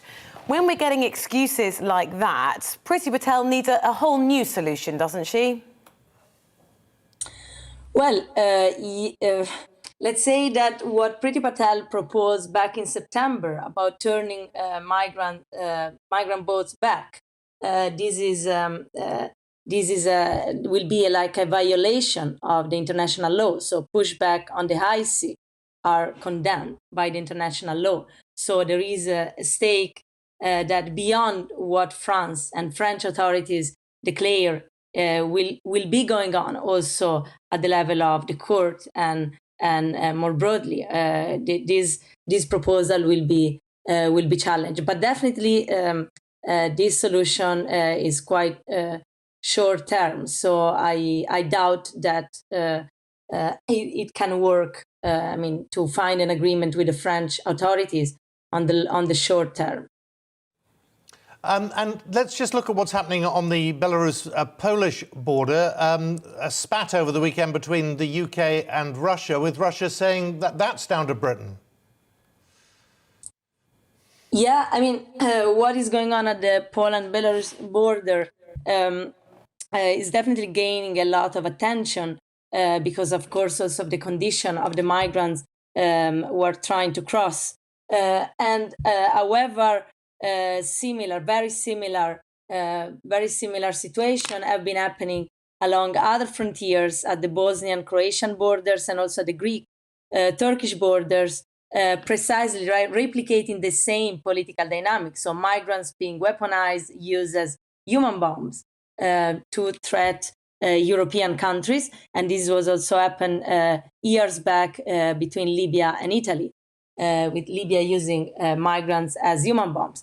But at the same time, what Lukashenko and the Belarusian government is doing also shed light on the unwillingness on the part of European countries to take migrants.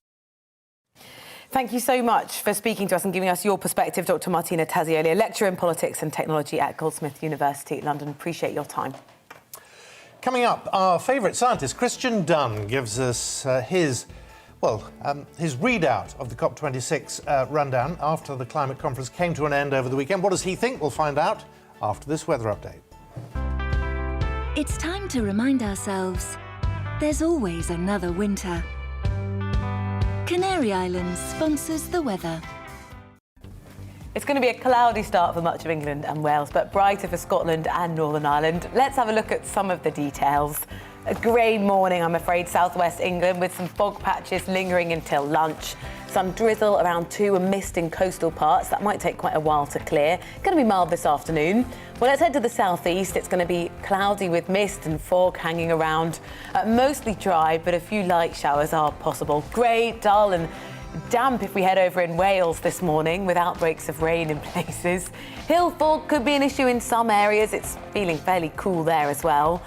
In the Midlands, cloud will increase across the Midlands throughout the morning, with some patchy rain moving further south and east.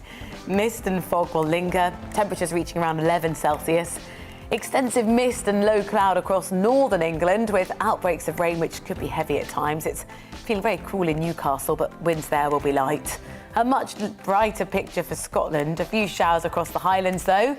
After a cloudy start, it will turn into a nice afternoon in Edinburgh. Moving on to Northern Ireland now, and the mist and fog will gradually clear to leave a fine day with plenty of sunny spells. It's feeling cooler, though, than it did yesterday, with highs of just 12 degrees Celsius. Throughout the rest of the day, the best of the bright and dry weather is going to be across Northern and Scotland and Northern Ireland. Canary Islands sponsors the weather.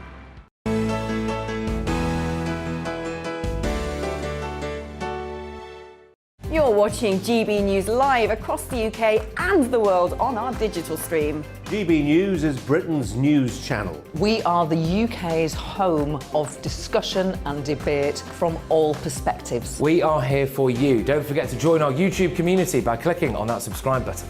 And if you want the GB News app, you can click and catch up on programmes anytime. We love to hear from you, so email us. gbviews@gbnews.uk. Thanks for being part of the GB News family.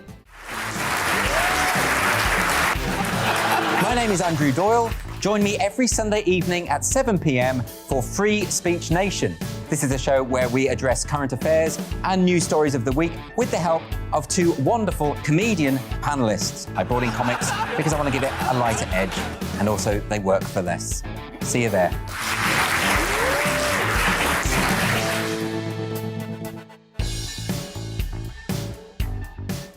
Join my show Farage, 7 p.m. till 8 p.m. Monday through Thursday, and there you will get opinion, analysis, debate, and I'll cover stories that nobody else dares to touch. And then for the last 15 minutes, talking pints. We're over a drink. We have a civilised conversation with someone. We very often disagree, but we do it in a grown-up way. Come and join me on Farage.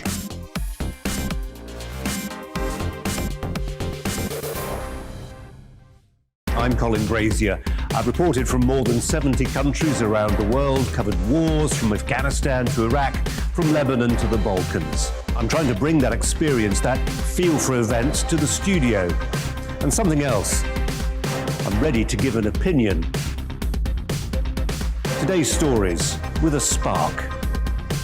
Brazier from 8 p.m. weekdays on GB News.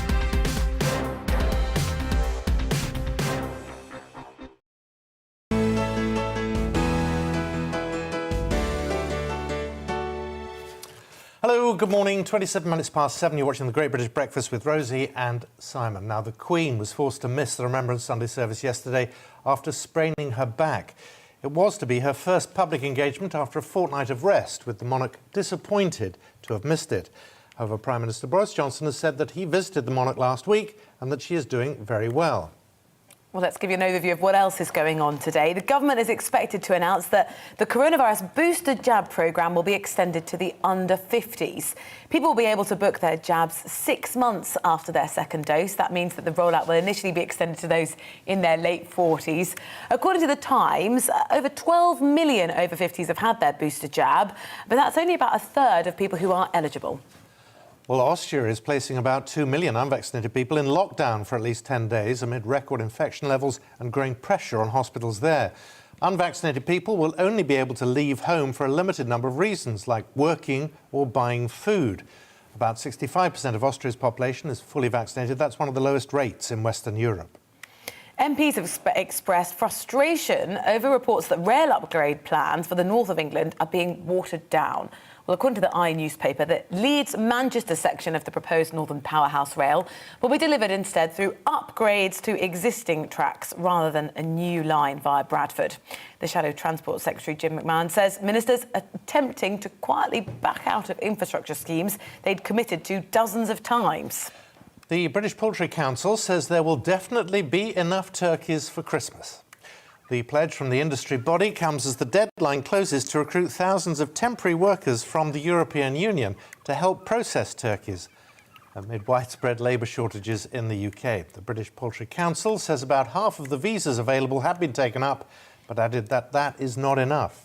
Oh, no, they said that it is enough. Sorry, yeah, that's how to change a story in one word. It is enough. But the head of the BPC admitted people will have fewer choices overall this year. So if you want to have turkey, you have fewer choices of which turkey you'd want. Do you have turkey at Christmas? Always. Really? Oh, yes. Very traditional. Same here.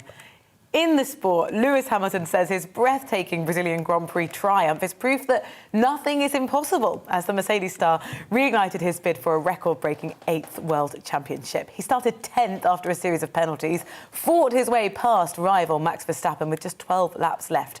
Well, the result cuts Verstappen's lead in the title race to just 14 points, with 3 races to go. Do you think Lewis Hamilton has turkey? I don't know. No, I know what he has for pudding. Oh, what does he have? Meringue. Sorry. Monday morning. Let's bring you the weather. Any morning mist will lift to a rather cloudy day. Rain in the north will turn patchy in the morning and linger over northern England and northern Wales for a time. Sunny spells in the far north.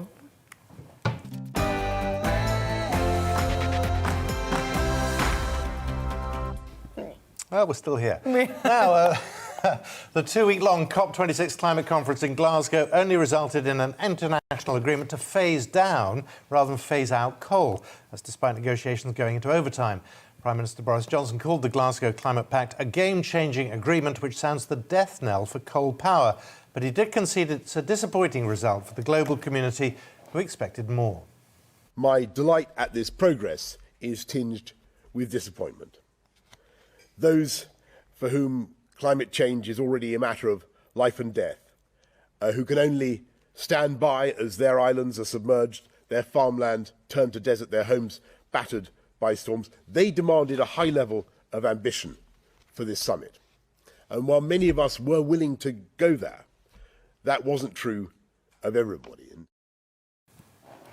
Here to help us make sense of COP26 is Dr. Christian Dunn, Senior Lecturer in Natural Sciences for Bangor University. Thank you so much for joining us. OK, it's over and done. Boris Johnson gave it just above a 6 out of 10. What score would you make it? Because actually it seems like there's quite a lot of disappointment sort of hanging in the air. Yeah, definitely. If I was going to mark it, it would definitely be a could do better. I think Boris said it was a great leap forward. I'd suggest it was more of a shuffle forward than a great leap. There were some positives to come out of it. And, you know, we are kind of talking about the fact that coal was mentioned and it was phased. The wording about phasing out or phasing down was talked about. And that was a shame. However, the fact that coal and fossil fuel was mentioned is important. So that was a win. Was it strong enough? Not really. No, let's face it, it really wasn't. But the fact that it was in is important. And let's face it, the rhetoric that is coming out of this COP has been positive in terms of knowing that everybody is agreeing that we need to keep to this 1.5 degrees C. Everybody is agreeing that climate change is happening and humans are having an effect on that. So the rhetoric is good that was coming out. The use of nature for the first time being talked about, that was good. But yeah, was it good enough? Could we have done better? Unfortunately, we could have, yes. There's no way of hiding the disappointment. What it's going to come down to is that we're all going to spend more money trying to keep to our commitments, where India and China will go on merrily ignoring this. That could well happen, yes, without a doubt. But, you know, we can't... We can't, as a country, and the other countries that agree with this, can't just go, well, if they're not doing it, we shouldn't bother. That is not the way to do it. We have to do as much as we can, and we have to put pressure on those countries, keep putting pressure on them to actually do more. And I think that's the only way we can look at this in a positive way. We can't just hold our hands up and go, well, they've said they're not going to do anything, so we can't. They have said they're going to do things. They haven't said they'll do as much as we wanted to. And that 1.5 degrees C rise, which, you know, we're all kind of aiming for, is slipping. But we can't just put our hands up and say, no, we can't do anything. We have to keep going. It's so much language of act now. We've just got this tiny bit of time before it's too late. But those messages, I mean, the language people use is so extreme, it's so emotive. When that isn't resonating with China, with India, you think, what will? Where can we actually apply pressure which might engineer any kind of behavioural change? I agree, but don't forget, COP kind of works on various levels, and what we're talking about now is the official document, you know, the 10-page document that is signed by all 200 countries, and that is really, realistically, never going to be as good as many people want when it comes to cutting emissions, because you have to get everyone to agree, and so that it has to be the lowest bar that everyone will agree to, and that's one level that COP works at. The other level that COP works at are all the other agreements which are being made and have been made throughout this COP, and they are impressive. You know, when it comes to deforestation, when it comes to coal for many countries, when it comes to finance, private finance, those are impressive. So on that level, this COP has been very positive, very positive. Whether all those countries, because unfortunately those agreements are voluntary, so it's now making sure that the countries that have signed up to those agreements, deforestation, coal, etc., methane, whether they stick to them, that will be the next challenge. But you are completely right, the can has been kicked down the road yet again, and you know, we're now going to be coming back next year to everyone to kind of announce what they're going to be doing for the greenhouse gas emission cuts. So yes, that is disappointing. Some of the most impressive speeches came from the likes of the Marshall Islands and others who, frankly, they don't have the time. Their death warrant, effectively, has just been signed. I think you're absolutely right. And I think that is what a lot of people in, say, the UK and other countries just don't really understand. You know, climate change for us, we are seeing the effects of it. We are seeing the effects of, you know, of biodiversity loss. We are seeing the effects of that. But we are not. It's not a life and death situation for us in the UK, for most of us at the present time. For other areas of the world, that 1.5 degrees C, that is, as they've said, life support. That is the bare minimum they can cope with. Any more than that, and you are talking about sea level rise, extreme heat, extreme weather events, and you are seeing loss of livelihoods, loss of lives. And I think it's very hard for us in the UK to see that connection. So it is important. That one of the reasons COP is important, to actually have those the leaders of those areas speak, and for us to be able to hear them, because otherwise it can just get lost. Well, this is your last appearance talking about COP26. So out of 10, what do you give it? 5 out of 10. 5 out of 10. Could do better. Could do better. Yeah, 5 out of 10, that's quite disappointing. Right. It is. You get a 9. And it's only the hair. It's only the hair that lets you down. It's been a pleasure being on. Thank you very much, and thank you for all your viewers' comments and on social media stuff. Really appreciated most of them. Most of them. They're still coming in, Christian. You have a look. Nice to see you, and we'll be talking again, I'm sure. But for now, Christian Dunn, thank you very much. Lots to come here on the Great British Breakfast. A new study may give some hope to those suffering from Alzheimer's. We'll look into how after this.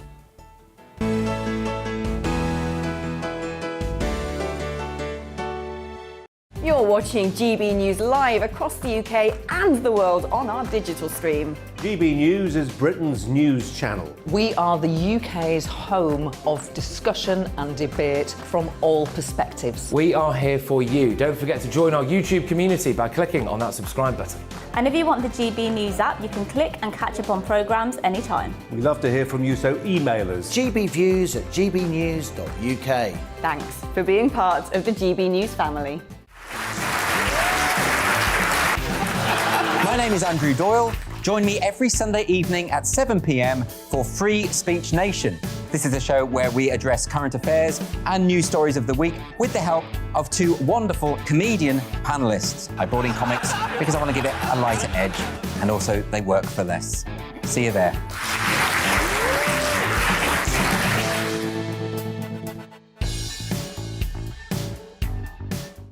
Join my show Farage, 7 p.m. till 8 p.m. Monday through Thursday, and there you will get opinion, analysis, debate, and I'll cover stories that nobody else dares to touch. And then for the last 15 minutes, talking pints. We're over a drink. We have a civilised conversation with someone. We very often disagree, but we do it in a grown-up way. Come and join me on Farage.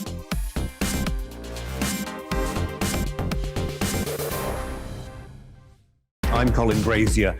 I've reported from more than 70 countries around the world, covered wars from Afghanistan to Iraq, from Lebanon to the Balkans. I'm trying to bring that experience, that feel for events, to the studio. And something else, I'm ready to give an opinion. Today's stories with a spark.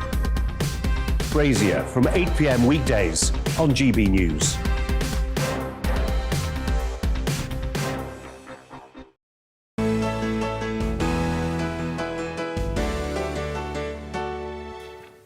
It's 20 to 8, you're with the Great British Breakfast with Simon and myself, Rosie. Now, scientists say they are hugely excited by trials of a new therapy which could potentially both treat Alzheimer's disease and vaccinate against it. Researchers at the University of Leicester have released a study which shows the treatment reduced the symptoms of Alzheimer's in mice. Clinical trials on humans could begin within the next 2 years. Well, Professor Mark Carr is a structural biology professor at the University of Leicester, one of the institutions who contributed to the study. A very good morning to you. Hello, good morning. We always have to be careful when we're talking about potential cures for something like Alzheimer's, where dementia affects so many people in this country. But just tell us why there does seem to be a real excitement about this research carried out by your university and those in Germany. Is that right? That's correct. I think when you're trying to come up with new therapies for treating any disease, and obviously Alzheimer's is a very important disease where we don't have good therapies. The key thing is to actually try and target the thing within our cells that's no longer working correctly, or if it's an infectious disease, it will be the organism that's causing it. And the exciting thing, I think, from the study that's reported today is that we've actually identified, I think, the component of our cells, the protein in the cells that's actually leading to the disease. That protein's been known for a long time, but it exists in multiple forms within nerve cells. And what we've identified is a previously completely unknown form of the protein. And that appears to be the key driver of Alzheimer's disease. And what's very exciting is that there are a number of well-proven models of Alzheimer's disease that have been developed in mice. And targeting this form of the protein in 2 mouse models gave spectacular results in terms of halting the progression of the disease in those mouse models. And interestingly, it's not just about halting the disease. You think your research leads to a suggestion you could vaccinate for Alzheimer's? Yeah, that was the real surprise that came out of the work. So in my group, we look at the molecular structures of proteins, and what we discovered was that when a candidate therapeutic antibody was binding to part of this particular protein, we got this unique form of the protein bound to the antibody. And that sort of suggested that there was a way of stabilizing that unique form. It forms a hairpin type structure. And so as with a hairpin, if you just lock together the 2 ends of a hairpin, obviously that sort of holds it in place. And there was a thought across the collaborators that maybe that stabilized form of the protein potentially might, give a therapeutic effect as a vaccine. And I guess the most spectacular result, if you vaccinate mice with that stabilized form of the protein, then you get what looks like pretty much complete halt and progression of the disease. Professor, how can you tell if you're doing that in a mouse? I mean, how can you spot memory repair in a mouse? Okay, so what we do, so the group in Germany use exactly the same diagnostic tools on the mice that are used in human Alzheimer's patients. So they're using non-invasive imaging technology. So this is MRI scans and also PET imaging to look at what's going on in the mice brains. And that's exactly what's used with Alzheimer's patients. And then what you can also do with mice is you can test their sort of ability to find a platform in a simple swimming test, which is a test of memory. And so you can ask the question, how well do the mice remember where the platform is in a small bath? And look at the effect of either your therapeutic anti or your vaccine on their ability to find that platform and remember where it is. Well, Professor, it's clearly exciting, and I hope we'll be talking about it again soon. Thank you very much, Professor Mark Carr there. It is 7:45, so you are with Simon and myself, Rosie, here on the Great British Breakfast. A very good morning to Jack, who says, Simon McCoy, king of the dad jokes, lol. I have to say, I agree, Jack. It's been a relentless sort of chain of dad jokes coming this morning. You're on very good form for a Monday. I've only made one. Only made one on air. On air, yes. What's happening in the advert breaks? Well, you can introduce this, Simon. This is right up your street. OK, now, we Brits don't talk about what we flush down the loo until now. Northumbrian Water was the first and only wastewater company in the UK to use 100% of its sewage and convert it into gas and electricity. The team's been encouraging other companies to achieve the same for the greater good of the planet. The plant in Wallsend is the company's largest sewage treatment works and treats up to 12,000 litres of waste water from customer homes and businesses every second, Rosie. Every second, 12,000 litres every second. Right, well, that's a lot of wastewater. It's £8 million. Gas-to-grid plant is the biggest of the kind in its industry. Our North East of England reporter, Rachel Sweeney, went to see the pioneering plant, which is pushing wastewater companies to go green. Well, it's not very glamorous, this shoot at the sewage treatment works in Howden, but it is so important. I'm always telling you how resourceful we are in the northeast of England, and this is a great example as to how. Joining me now is Tony Rutherford from Northumbria Water.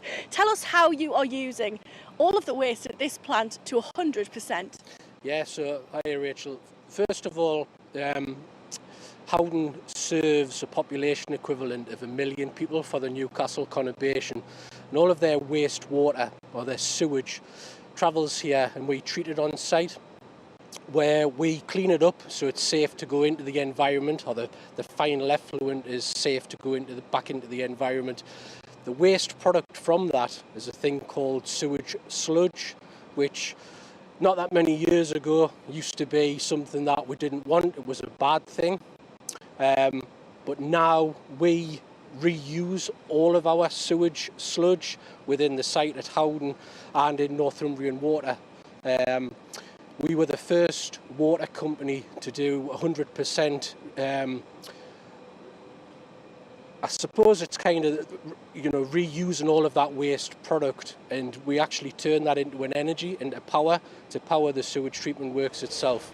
Now, what I love is you're now not the only company doing this, but that's something that you're happy about. It is. It's fantastic for the industry in a whole, because, you look at, for Northumbrian Water, us doing everything 100% in-house, everywhere's catching up, which is brilliant, and it's excellent for the environment, it's excellent for the industry, and as far as renewable energies goes, obviously it's, it's a highlight topic at the moment, so it's fantastic that we're all doing this and striving towards making the environment better. Now, we're talking about renewable energy, but for you, the main priority is the environment. It is, yeah. So, the fundamental of the treatment works, first of all, is making sure that what we put back into the river and back into the environment, is safe. Looking after the environment's a priority, and it always has been.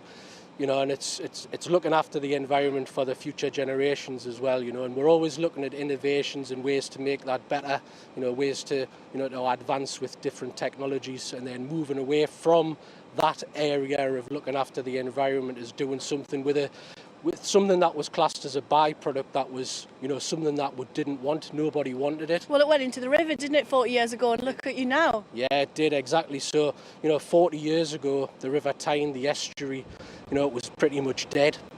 The migratory fish that travelled through there, they couldn't do so because, of the amount of trade effluent going into the river, but also all of the raw sewage from the population of Newcastle. Everything went into the river, and it was, just a mixing pot, a cauldron of, poisonous different effluents, and it was really bad. Whereas now, it's absolutely fantastic, some of the work that's gone into it, and it's, makes us proud to be part of it.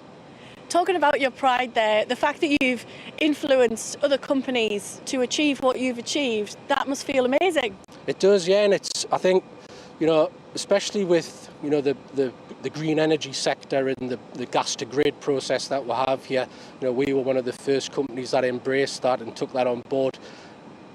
The learning for that, for other companies, we work together, we want to work together, we want to look after the environment together, and we want to move forward, and do more. We're always striving to do more. Tony Rutherford, thank you very much. The North East once again leading the way. Rachel Sweeney talking wastewater there, and apologies, some of you I think have problems with the sound there, so apologies for that. Right, it's 10 minutes to 8. Coming up here, Brits are drinking more than we used to. We'll be talking to Help Me Stop, a drug and alcohol rehabilitation centre, as part of Alcohol Awareness Week. But first, a quick look at the weather. It's time to remind ourselves there's always another winter. Canary Islands sponsors the weather.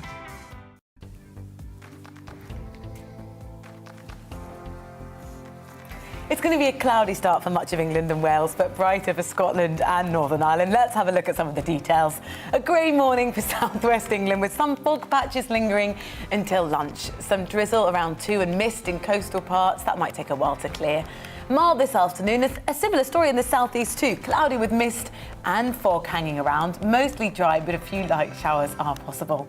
Grey, dull and damp for Wales this morning with outbreaks of rain in places. Hill fog could be an issue in some areas and it's going to feel quite cold there as well. Cloud will increase across the Midlands throughout the morning with some further patchy rain moving further southeast.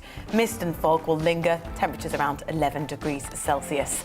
Now, northern England, there'll be extensive mist and low cloud across northern England with outbreaks of rain, which could be quite heavy at times. It's feeling cool in Newcastle, but winds will be light. A much brighter picture for Scotland, a few showers across the Highlands though, and it will be a cloudy start. It's going to turn into a really nice afternoon in Edinburgh. Moving on to Northern Ireland now, mist and fog this morning. That should gradually clear to leave a fine day with plenty of sunny spells. Feeling cooler than it did yesterday though, with just highs of 12 degrees. Throughout the rest of the day, the best of the dry and bright weather is going to be in Scotland and Northern Ireland. Canary Islands sponsors the weather.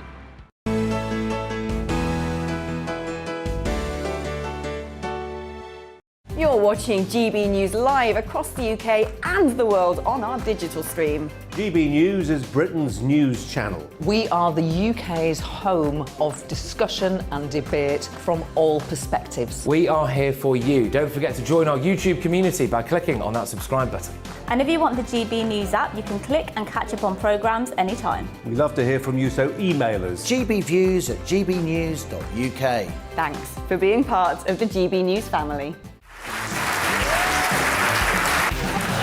My name is Andrew Doyle. Join me every Sunday evening at 7 p.m. for Free Speech Nation. This is a show where we address current affairs and news stories of the week with the help of 2 wonderful comedian panellists. I brought in comics because I want to give it a lighter edge, and also they work for less. See you there.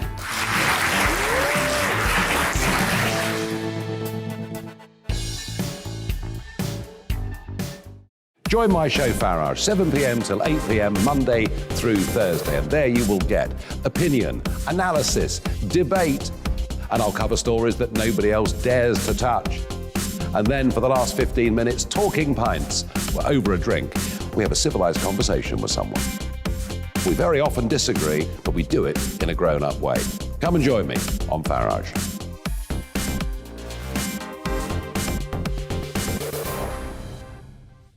I'm Colin Brazier. I've reported from more than 70 countries around the world, covered wars from Afghanistan to Iraq, from Lebanon to the Balkans. I'm trying to bring that experience, that feel for events, to the studio. And something else. I'm ready to give an opinion. Today's stories with a spark. Brazier from 8 p.m. weekdays on GB News.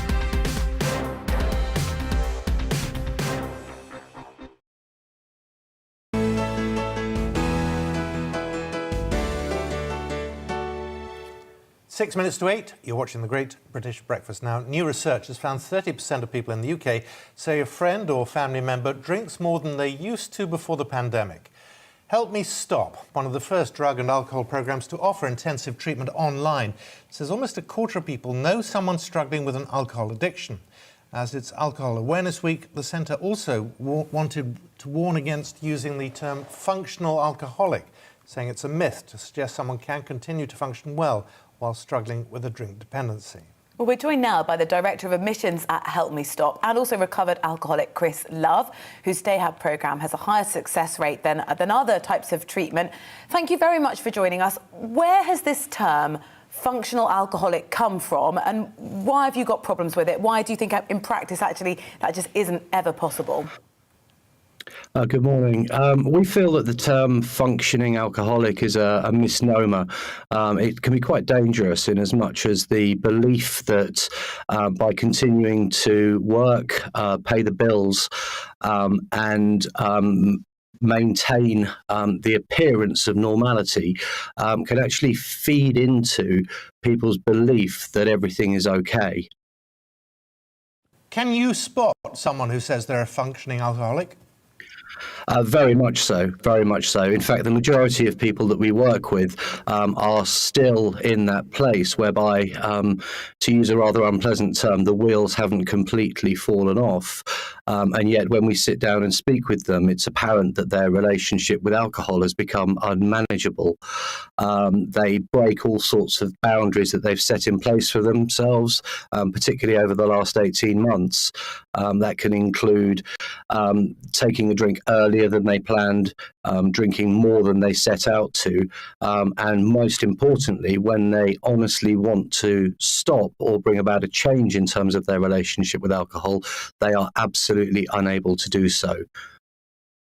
What do you do if you have suspicions that that is your friend, your family member, your colleague? The first thing to do is to talk to them gently and kindly rather than in an accusatory tone. We understand that alcoholism, which I know is a term that many people are uncomfortable with, is an illness rather than some sort of moral failing. So to show people compassion, understanding and love, and suggest to them that they may want to reach out and seek some support from an organisation such as ourselves. We absolutely understand.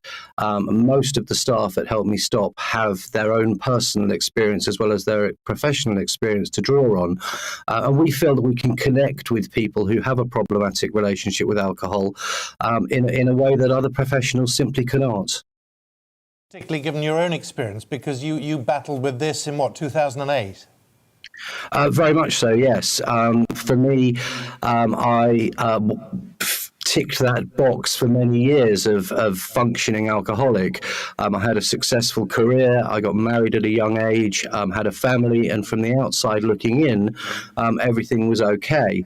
However, it finally came to a point in 2008 where my relationship with alcohol was utterly out of control. And I was able to reach out and get some support. And my life is, from the inside out now, unrecognisable from that place. Was that self-motivated in your case? I was in a position whereby my hand was forced, to be honest with you. My partner at the time had left me. I was in a place whereby my attendance at work was sporadic, to say the least. And the physical consequences of my drinking were apparent. I was physically unwell. And thankfully, my GP was one of the few GPs who had was able to recognise and see through what I was presenting to him. And that's another part of the issue here, is when we are presenting to medical professionals, we are often unable to connect with the truth about what's going on with our drinking. There's such a stigma attached to this illness, to this problem, and so much shame surrounding admitting that we've lost the power of choice over our drinking. That we often present with symptoms that look like depression, look like anxiety, and we see so many people now who are misdiagnosed and are taking prescription medication for conditions it transpires that they don't have. Thankfully, that wasn't my experience, and my GP was able to suggest to me that I went and sought some help. And I was at a stage in my life where I grasped that opportunity, and I haven't looked back since. We salute you for that. It's good of you to join us this morning. I wish we had more time, but we're out of time. Chris Love, thank you very much for your time this morning. Don't forget, as ever, with all of the topics that we're covering this morning, you can get in touch with us. You can email us, gbviews@gbnews.uk. You can tweet us too @gbnews. We'll be back with the latest news, the latest from Liverpool, the latest on the Queen, and all the other headlines coming up in just a moment here on the Great British Breakfast from GB News.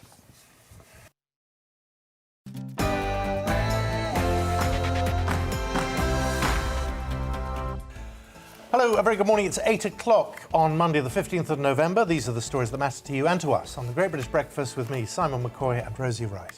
Now, 3 men have been arrested under the Terrorism Act in connection with an explosion outside a hospital in Liverpool. We'll be live on the scene. Our Home Affairs and Security Editor, Mark White, will bring us the very latest on the investigation.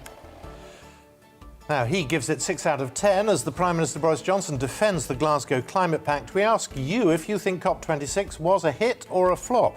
Let us know what you think. GBviews @GB News or tweet us @GB News. Also, concerns over the Queen's health grow after she cancels her appearance at the nation's Remembrance Sunday service. We'll tell you how the Prime Minister is seeking to reassure the nation over Her Majesty's health. And a bird for everyone who wants one. We'll let you know why the British Poultry Council is confident you will still be able to enjoy turkey this Christmas. And in some great British news, Lewis Hamilton hails his triumph in Brazil, calling it proof that nothing is impossible as the British star gets back on track to win a record 8th world title.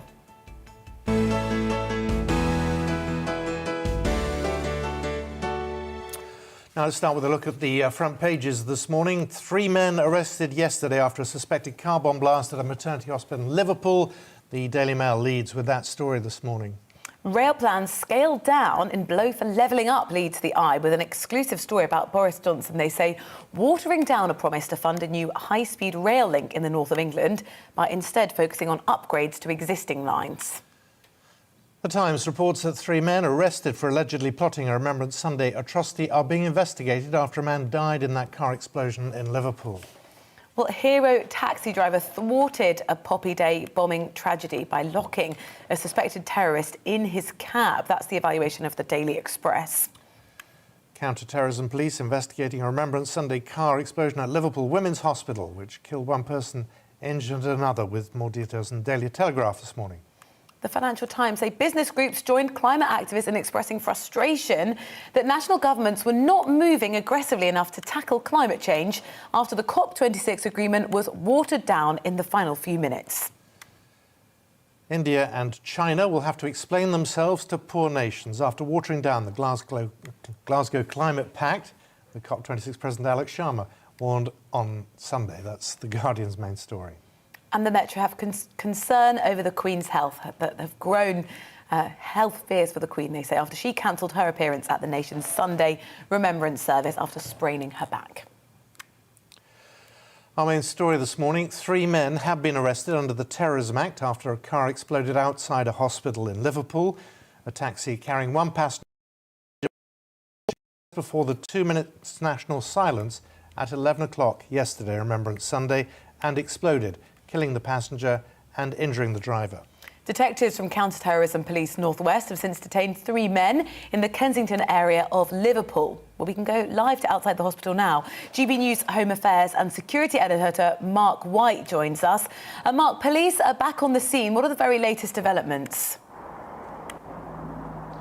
Yeah, I'm not outside the hospital anymore. We moved to an area, Sefton Park, which is about a mile and a half or so from the hospital, the scene of intense police activity last night and again today. A number of the suspects who are now in police custody detained in this area.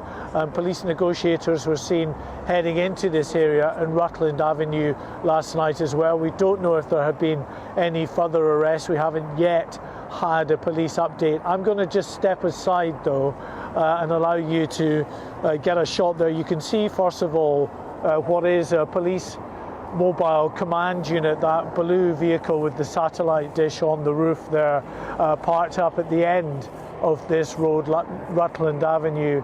And then further down the road there's a number of a couple of different areas that are have security tape cordoned off again. We can see other police officers down there, and we believe it's on just the right hand side. You can see a white van down there, and then there's 2 further police officers to the side of that white van. We think that the property of concern is just there. It's clearly a significant area here in the ongoing investigation. Just judging by the police activity, there are several police vehicles just at this end of the cordon, a number of other police vehicles at the other end of the cordon, and this of course coincides with another crime scene which is in the Kensington area of the city, about a mile or so from here, where we understand that some of the arrests took place.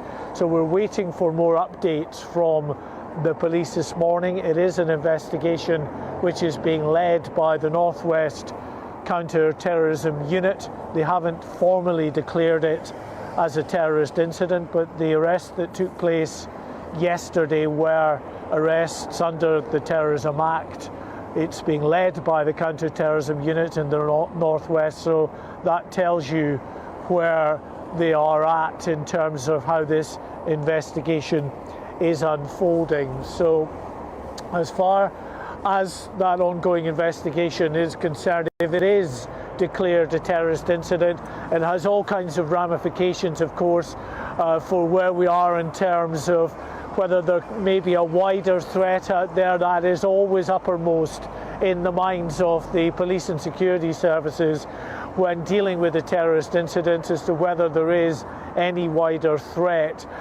My colleague Bradley Harris was here throughout the day yesterday as well in this area last night, spoke to some of the local residents here who understandably were very shocked at the unfolding events. Well, so basically me and my mate decided we was walking from our friend's house, and on the way we saw there was like a bomb squad in Kensington, and then we was looking on our phones to see what it was, and then apparently there was also a bomb in the women's. So we've also seen what's going on here and thought, is it all connected? Is this a shock to you? Yeah, you don't really see stuff around here like that. I think it's a bit mad wherever you live, you see things like this, isn't it? Now, in addition to this scene here, obviously an active crime scene, the other in the Kensington area of the city, we have of course the scene of this explosion, and the car, that taxi, is still in situ there. There will be a more detailed forensic examination throughout the day today, because clearly if this was some kind of explosive device, the forensic teams, the detectives, will want to know as a matter of urgency what the makeup of that device was, to try to determine again where perhaps the ingredients were bought, where that device may have been assembled, and crucially, of course, whether there are any other devices out there, any other suspects out there, all feeding into whether there is a wider threat to the public at this time. Well, given that, Mark, is there any change to the terror threat level? It's still at substantial at the moment, Simon. It's a 5-tier threat level, the most severe threat level being critical. It's only ever been at that a couple of times in the years that the terror threat level has been made public.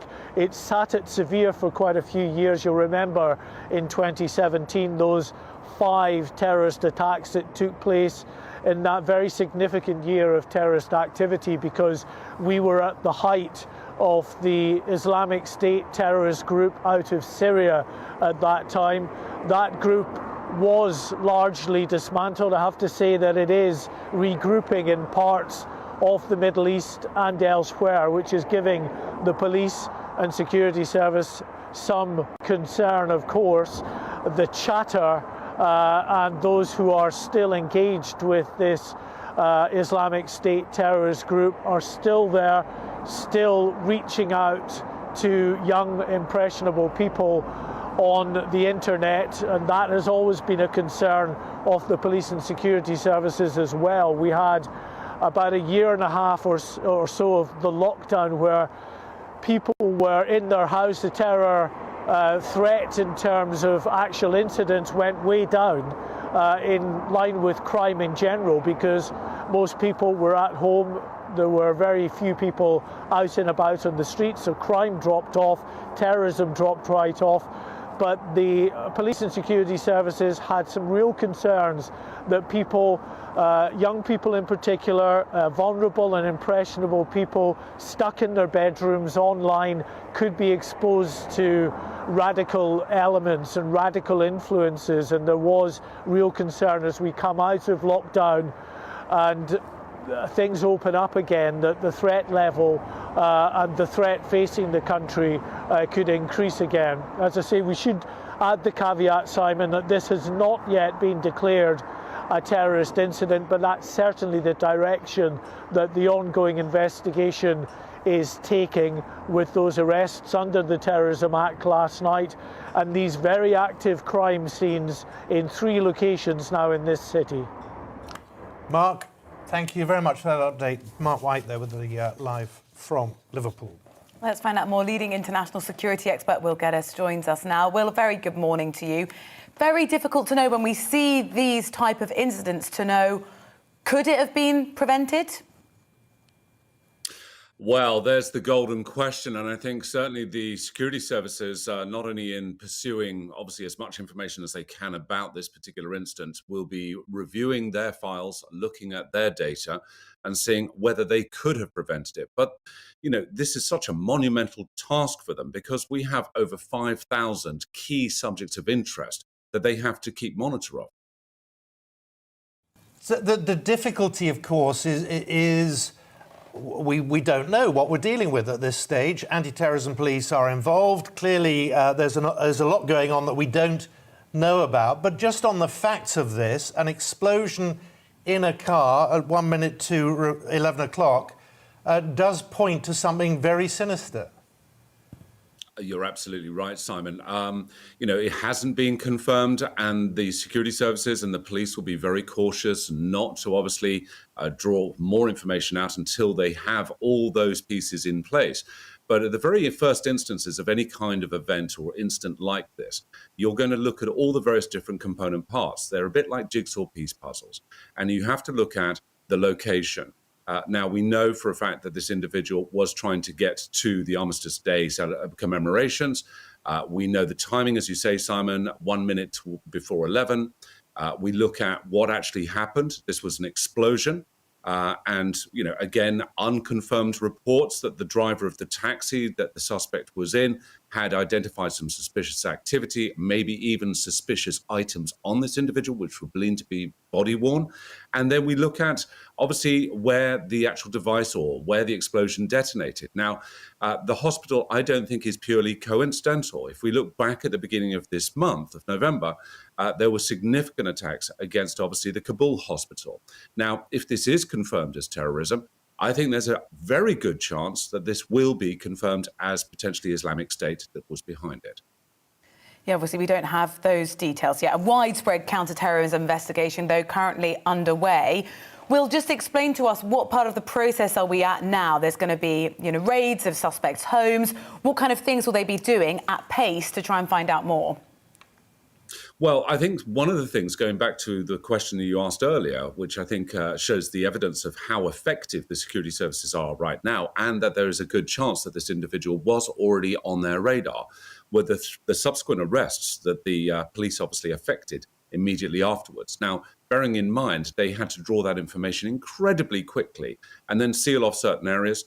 And bearing in mind, again, as Mark was saying, it's looking at the component parts of the actual device, whatever exploded in that taxi. Now, the forensics on that will be essential because it gives some indication of the level of tradecraft these individuals or this individual would have actually applied if it was, in fact, a device.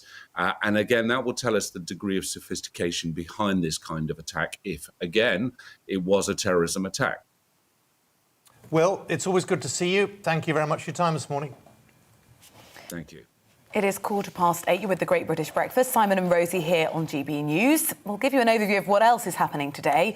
And the government is expected to announce that the coronavirus booster jab programme is going to be extended now to the under 50s.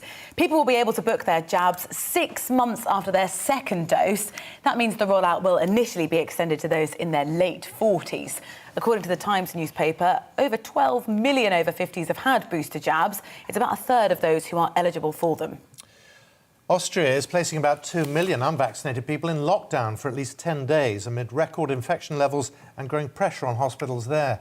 Unvaccinated people will only be able to leave home for a limited number of reasons, like working or buying food. About 65% of Austria's population is now fully vaccinated. That's one of the lowest rates in Western Europe. Some MPs have expressed frustration over reports that rail upgrade plans for the north of England are to be watered down. But it's according to the newspaper, the Leeds-Manchester section of the proposed Northern Powerhouse Rail is going to be delivered instead through upgrades to the existing track rather than a new line via Bradford. The Shadow Transport Secretary, Jim McMahon, says ministers are attempting to quietly back out of infrastructure schemes that they had committed to dozens of times. The British Poultry Council says there will definitely be enough turkeys for Christmas. The pledge from the industry body comes as the deadline closes to recruit thousands of temporary workers from the European Union to help process turkeys amid widespread labour shortages here in the UK.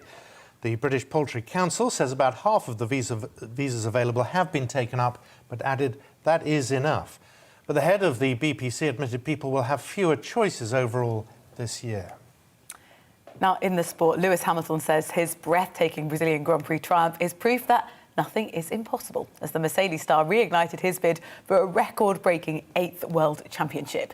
He started 10th after a series of penalties, but fought his way past rival Max Verstappen with just 12 laps left. The result cuts Verstappen's lead in the title race to just 14 points with 3 races to go.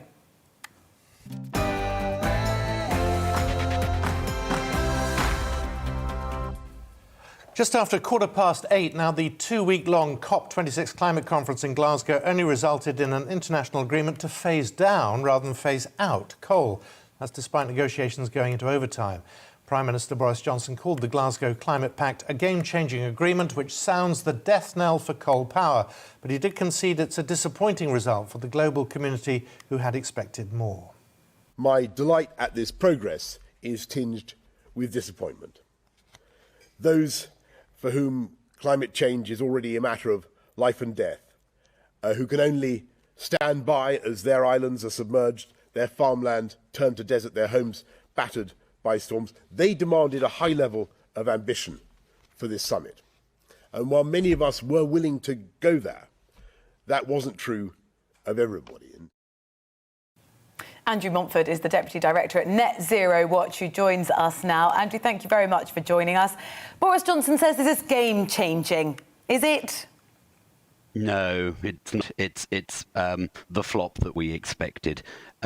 There is the developing world, Africa, India, countries like that have demanded so much money in order for them to sign on to actually do anything that in reality the developed world can't afford it.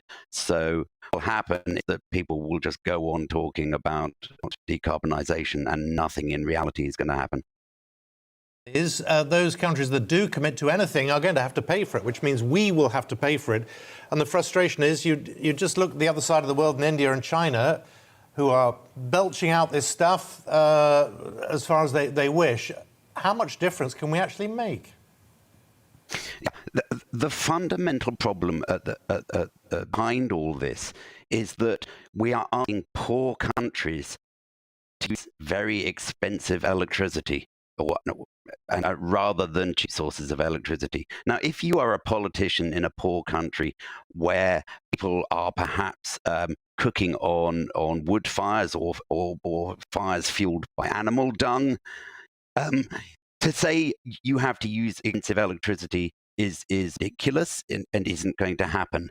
The West is in an economic shambles at the moment.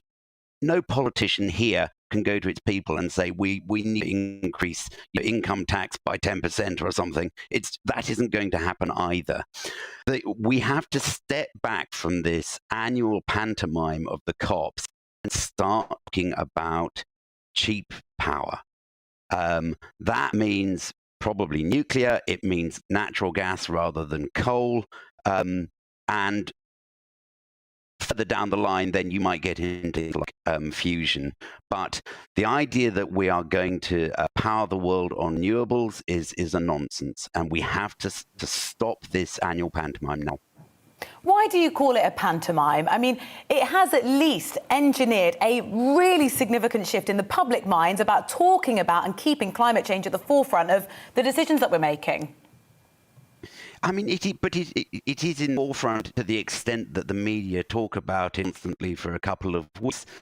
I think as we go into the winter and people start seeing their energy bills going through the roof, I think that people will start to be much less about climate change and much more interested in the fact that we are sitting on a huge reserves of natural gas that we're refusing to use. The problem is that the pantomime, all these celebrities and bigwigs coming in once a year, it achieves something. There's no point in it. Public awareness is not really what we're trying to achieve. We're trying to achieve energy for all. We're trying to and can do decarbonisation as well. That's very nice. But at the moment, it's a farce, isn't it? Well, that's certainly your view. Thank you very much for joining us, Andrew Montford, Deputy Director of Net Zero Watch. And as ever, we'd like to hear from you, gbviews@gbnews.uk. What's coming up, Simon? House prices are falling, Rosie, and we're going to explain what's behind the trend. We've got a special guest on that. But first, let's look at the weather. It's time to remind ourselves there's always another winter. Canary Islands sponsors the weather. It's going to be a cloudy start for much of England and Wales, but brighter for Scotland and Northern Ireland. Let's have a look at some of the details as we move into the southwest. A grey morning there, with some fog patches lingering until lunchtime. Some drizzle around too, and mist in coastal parts might take a while to clear. But it will be mild, and it's a similar story in the southeast. Cloudy with mist and fog hanging around, mostly dry, but a few light showers are possible. Grey, dull and damp for Wales this morning, with outbreaks of rain in places there. Hill fog could be an issue in some areas. It'll feel fairly cool as well. Cloud will increase across the Midlands throughout the morning, with some patchy rain moving further south and east. Mist and fog will linger, temperatures reaching around 11 Celsius. Extensive mist and low cloud across northern England, with outbreaks of rain which could be heavy at times. It'll feel cool in Newcastle, but the winds there will be light. A much brighter picture for Scotland as we move north. A few showers across the Highlands, though, and after a cloudy start, it will turn into a nice afternoon in Edinburgh. Moving on to Northern Ireland, and the mist and fog will gradually clear to leave a fine day with plenty of sunny spells. Feeling cooler than it did yesterday, though, with highs of just 12 degrees Celsius. Through the rest of the day, the best of the dry and bright weather stays across Scotland and Northern Ireland. Canary Islands sponsors the weather.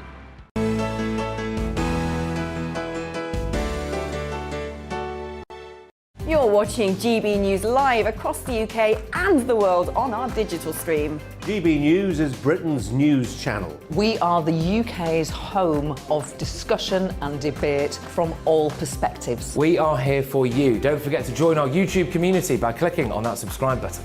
And if you want the GB News app, you can click and catch up on programmes anytime. We love to hear from you, so email us. gbviews@gbnews.uk. Thanks for being part of the GB News family. My name is Andrew Doyle. Join me every Sunday evening at 7 p.m. for Free Speech Nation. This is a show where we address current affairs and news stories of the week with the help of two wonderful comedian panellists. I brought in comics because I want to give it a lighter edge, and also they work for less. See you there.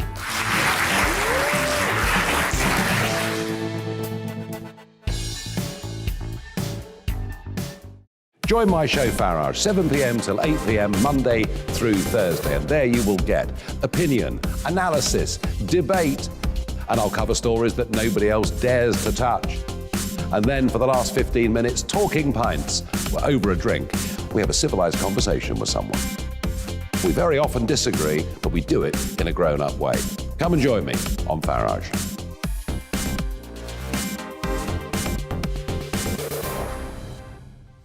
I'm Colin Brazier. I've reported from more than 70 countries around the world, covered wars from Afghanistan to Iraq, from Lebanon to the Balkans. I'm trying to bring that experience, that feel for events, to the studio. And something else. I'm ready to give an opinion. Today's stories with a spark. Brazier from 8 p.m. weekdays on GB News.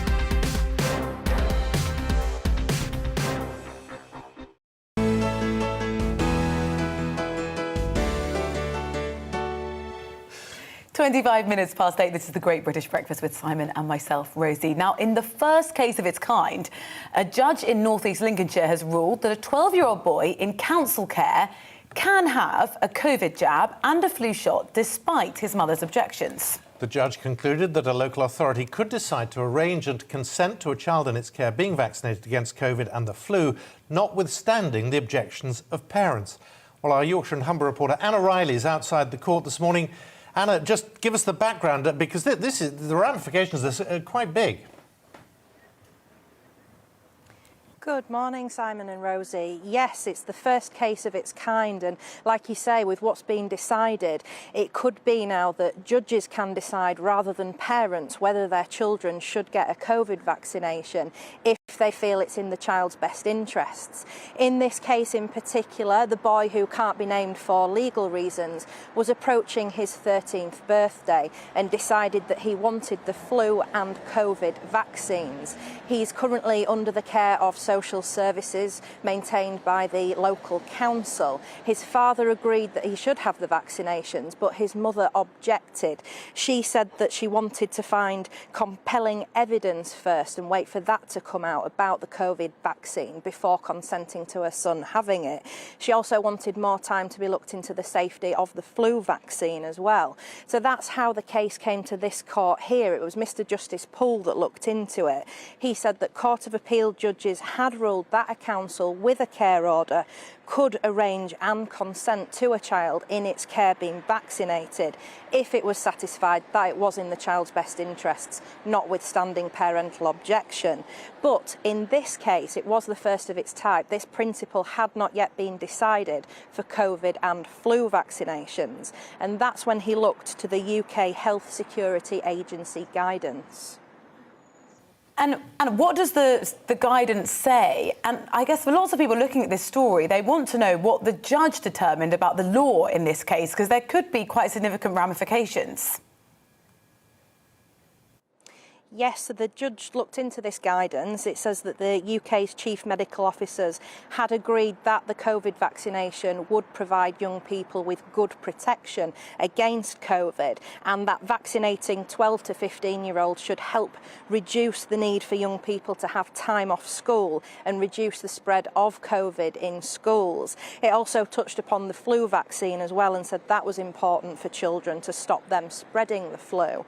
So taking this all together, However, the judge said that he was quite satisfied that the law allowed a local authority with a care order to consent to the child being vaccinated, in this case with the COVID-19 vaccination, despite parental objections. But going further, the wider ramifications of this case is that the judge said he would have concluded that it was in the boy's best interest to have both vaccinations, even though if the council bosses didn't agree with it, even though his parents might not have agreed with it. So wider ramifications here, like you say, going forward as to that consent if parents disagree with their children having the vaccine. Yeah, this will get a lot of people talking about it. Rachel, thank you very much for that.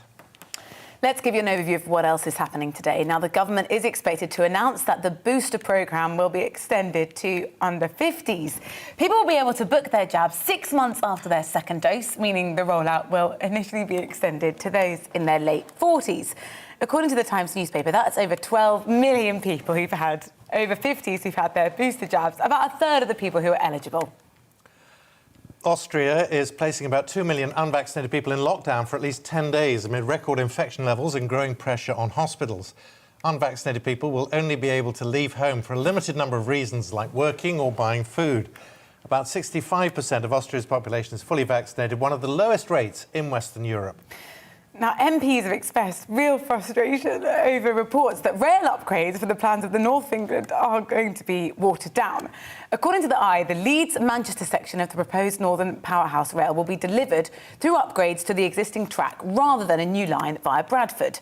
Shadow Transport Secretary Jim McMahon says ministers are attempting to quietly back out of infrastructure schemes. I'm so sorry, they are committed to dozens of times. Is this because I called her Rachel? Did I call her the wrong name? You called, yeah, so earlier, our lovely reporter Anna accidentally called Simon Sophie.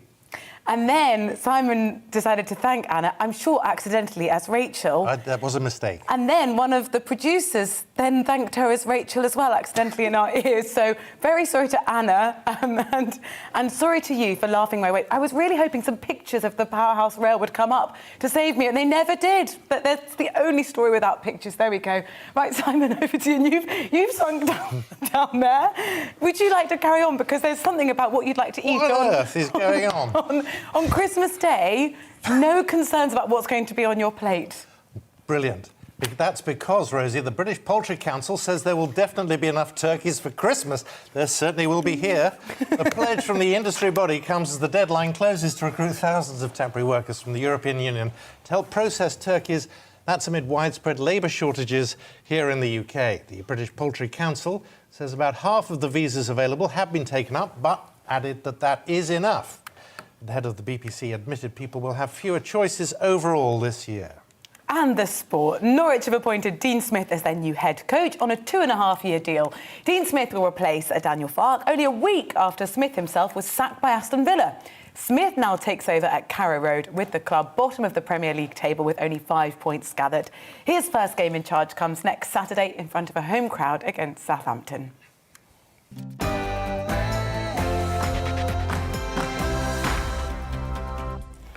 You all right now? I'm okay, yes, I'm okay. That's good. Let's talk about house prices. I have broken you, haven't I? Yes, I was really resisting all of last week. There were so many attempts, and I thought, just stay steely. But stay steely, Rosie. Sometimes it's not possible. Right, we shall move on, because the average price of a home has fallen by £2,000 so far this month. The average asking price stands at just over £342,000. That's down 0.6% since last month. The sellers hope to get deals done before Christmas. It's the largest monthly drop since January, when prices fell by nearly 1%. Russell Quirk, a property expert and co-founder of Proper PR, joins us now. Russell, have you been anticipating this happening? Good morning. You got my name right. Thank you very much for that, first off. Yeah.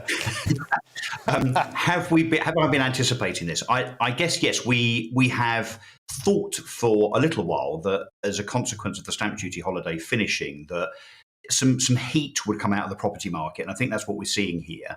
But the big dollop of caution, though, is that this is asking prices, as you rightly pointed out at the beginning. So this is not anything more really than seller sentiment. So this is not an index based on what the market's actually doing in terms of buyers buying, so their temperature check. This is more sellers deciding, and hopefully their professional agents advising them such that maybe the growth in the housing market that we've seen over the last 18 months was indeed unsustainable. So therefore now there's got to be some kind of tempering, some diluting in that respect. But what's quite interesting though in the Rightmove index that we're talking about this morning is that although asking prices have come down a little, or that the rate of growth therefore is slowing, what we are seeing is that the time it takes to sell a property, it is at an all-time low. So that's at just 36 days.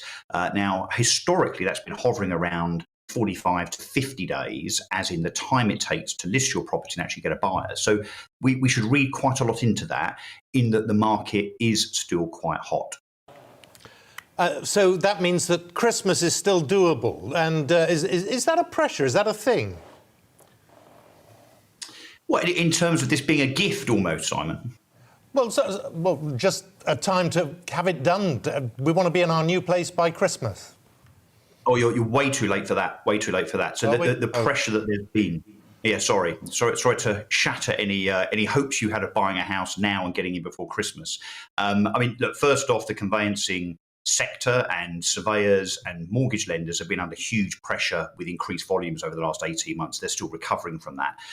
Honestly, if you were to buy a property today, you'd be lucky to be in by the end of January, frankly, because the conveyancing process that the UK adopted way back in the Middle Ages, it seems, has been largely unchanged since then. So it's pretty archaic. It's taking anything between 10 and 12 weeks once you've had an offer accepted to actually get your property transaction through to completion. So yeah, no chance. Oh, that's that done. Are things back to normal post-pandemic? But people are still working from home, and is that still having an impact? Yeah, I think that's starting to shake out now, Simon. What we're also seeing in these numbers, as we are with other indexes like the Halifax and the Nationwide and so on, is that there is still this huge regional variation. At the beginning of the pandemic, what we started to see is people working from home, or indeed moving to places that perhaps were less urban. So moving out to the coast, and we certainly saw that in the numbers in terms of house prices outside cities starting to increase. That now is starting to reverse. I think where people are now realising that perhaps working from home 50, 60, 70 miles from London is not the utopia that they thought it was. We're actually seeing here in these figures, literally just announced this morning, that the only region of the UK that is actually seeing an increase in asking prices, albeit, is the east of England. The east of England obviously being next to the capital city, London. So I think, the working from home thing perhaps is diluting now, and I think we will start to see over next year a return to normality as people start to return to offices. I could call you Eric, but I won't. It's Russell, and it's good to see you again. Russell, always good to see you. Thank you very much. It's gone 25 to 9. Coming up here on the programme, we have the latest on the Queen's health. We're going to be speaking to royal commentator Angela Niven. That and much more to come.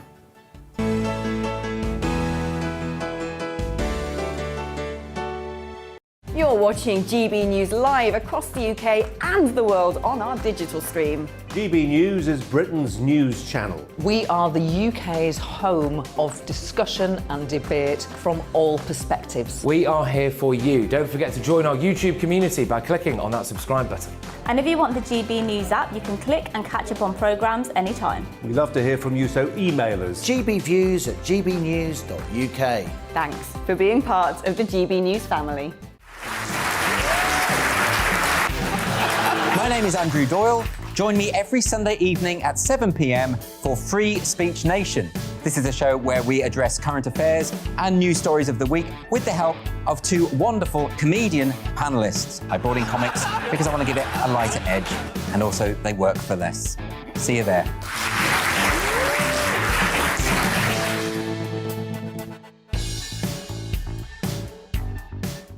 Join my show Farage, 7 p.m. till 8 p.m. Monday through Thursday, and there you will get opinion, analysis, debate, and I'll cover stories that nobody else dares to touch. And then for the last 15 minutes, talking pints. We're over a drink. We have a civilised conversation with someone. We very often disagree, but we do it in a grown-up way. Come and join me on Farage.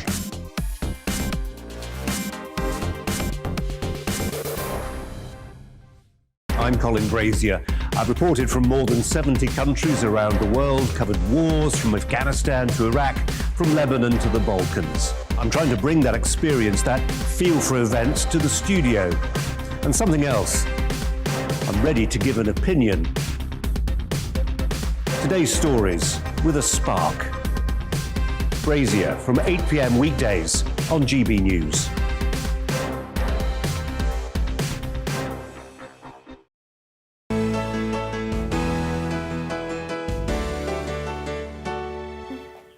It's nearly 20 to 9 here on the Great British Breakfast. Now, Britain's response to COVID is set to be dramatically scaled back early next year as part of a pandemic exit strategy. It's according to a Whitehall plan which was leaked to the Mail on Sunday. Our London reporter Alice Porter is outside the Royal Berkshire Hospital in Reading. So, Alice, just bring us more on what these leaks suggest.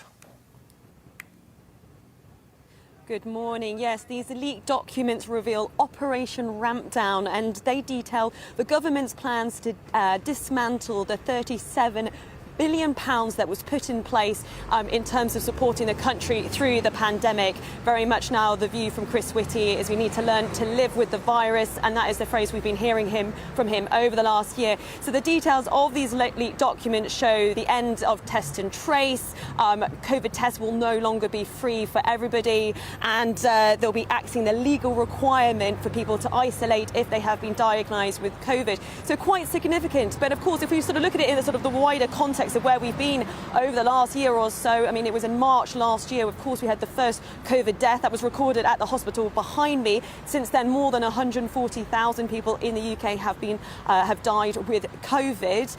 But of course, now we're in a very, very different situation to where we were in March last year. It's no surprise that the government has this dismantling operation that they're sort of planning for. The question is the timing right? Which aspect of sort of, I guess, what's been called Operation Rampdown is really not going to play very well with the public?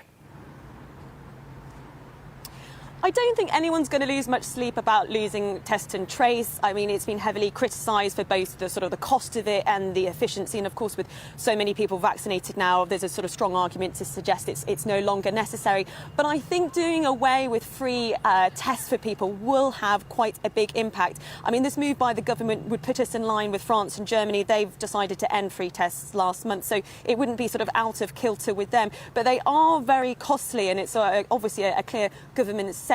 But of course, when you've had something free, to take that away can be very difficult. I mean, it should be said that they'll still be available in care homes and hospitals, but they won't be available to pick up at pharmacies for members of sort of the public, so Joe blogs to kind of come and pick them up. So that is quite significant. And I think the concern for some people may raise is what will happen in terms of how the private sector will sort of swoop in. I mean, we saw over the summer, for example, huge prices for people who needed PCR tests to go on their holidays. Of course, you had to go through sort of government mandated sort of different agencies, and there were some really high prices there. So I think that would be one I think would be interesting to see what the impact will be in terms of how that will rise, the prices could rise. A lot of people will be saying this is all very well to talk about this, but look at what's happening in Europe, where they're actually tightening things up. Yeah, I think these leaked documents will have quite a mixed reaction from scientists, because of course the concern is that what happens when you remove this infrastructure that's been in place to help with the pandemic. What happens if we get a new variant, for example, that is vaccine resistant? And as you were saying earlier about Austria, for example, I mean, the cases there are really significant. I mean, if you took sort of 1 million sort of people of the population in the UK, about 500 of them would have COVID. It's double that in Austria. And we know with Europe being so sort of interlinked and people still now moving a lot, the concern is whether sort of cases would rise here. But I think what we're seeing in these documents, more than anything, more than the sort of nitty-gritty on the detail of whether it's free COVID tests or not, is a change not only in the culture that the government is putting forward, but a change in expectations of how we'll learn to live with the virus. As the government says in it, the ministers are set to abandon attempts to stop COVID at all costs. And I think that is a very distinct shift from what we've seen over the last year and a half or so. And of course, that will be welcome news to businesses who have struggled over the last sort of year and a half with the sort of pandemic. This will, of course, give them some much needed confidence as we get into the new year. Alice Porter, in Reading. Thank you very much. Now, as the post-pandemic recovery continues to stutter, almost half of employers are struggling to fill job vacancies, with many expecting actually the problem to get worse. A survey by the Chartered Institute of Personnel and Development found that healthcare, public administration, construction and defence are the industries struggling the most. And in a bid to hire more people, many employers have increased wages over the last 6 months, while some are offering to improve job quality, invest in extra training.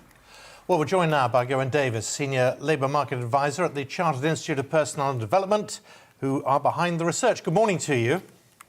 Good morning. Is this good news or bad news? Well, it's very good news in that the UK economy continues to generate a high number of jobs and is part of the economic recovery.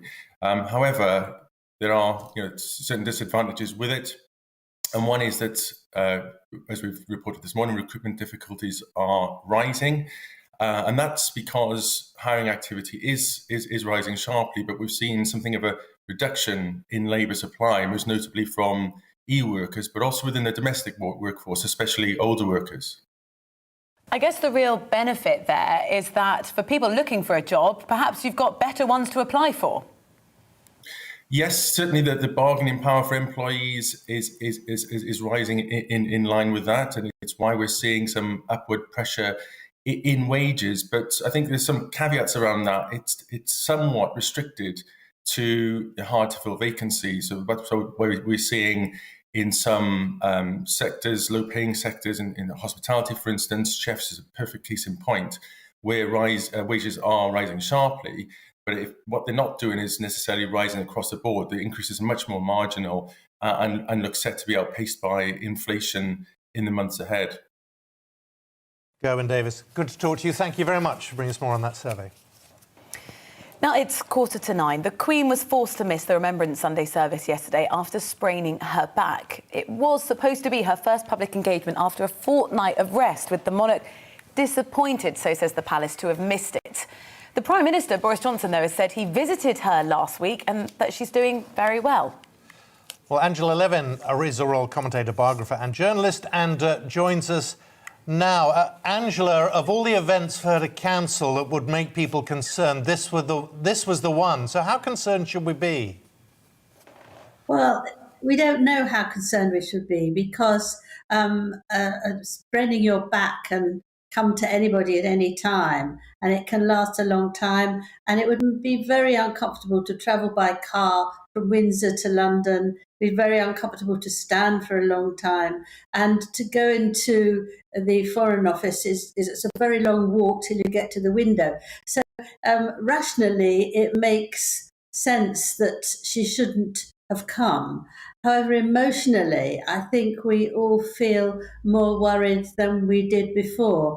Particularly, I think, in the 2-minute silence, there seemed to be a sort of dark cloud over it somehow. I don't know, if you looked at faces, everyone was perhaps thinking in a way that we wouldn't really like to think.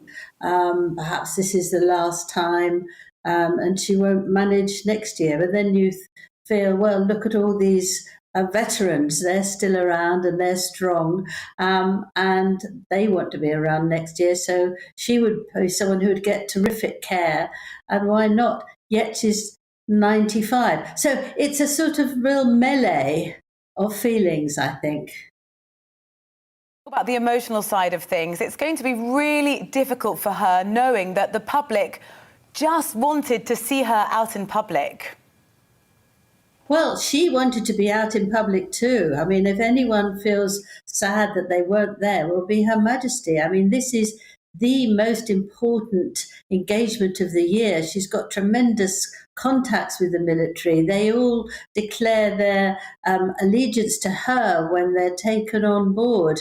And it's very important to her because she was in World War II. You know, she trained as an engineer. Her whole family have been in one of the services, and she is queen and head of the army. So this is something that she really wanted to be at. And I think, again, that perhaps as well, because Prince Philip is no longer with her, there would be some sort of connection there, praying for him, thinking of him.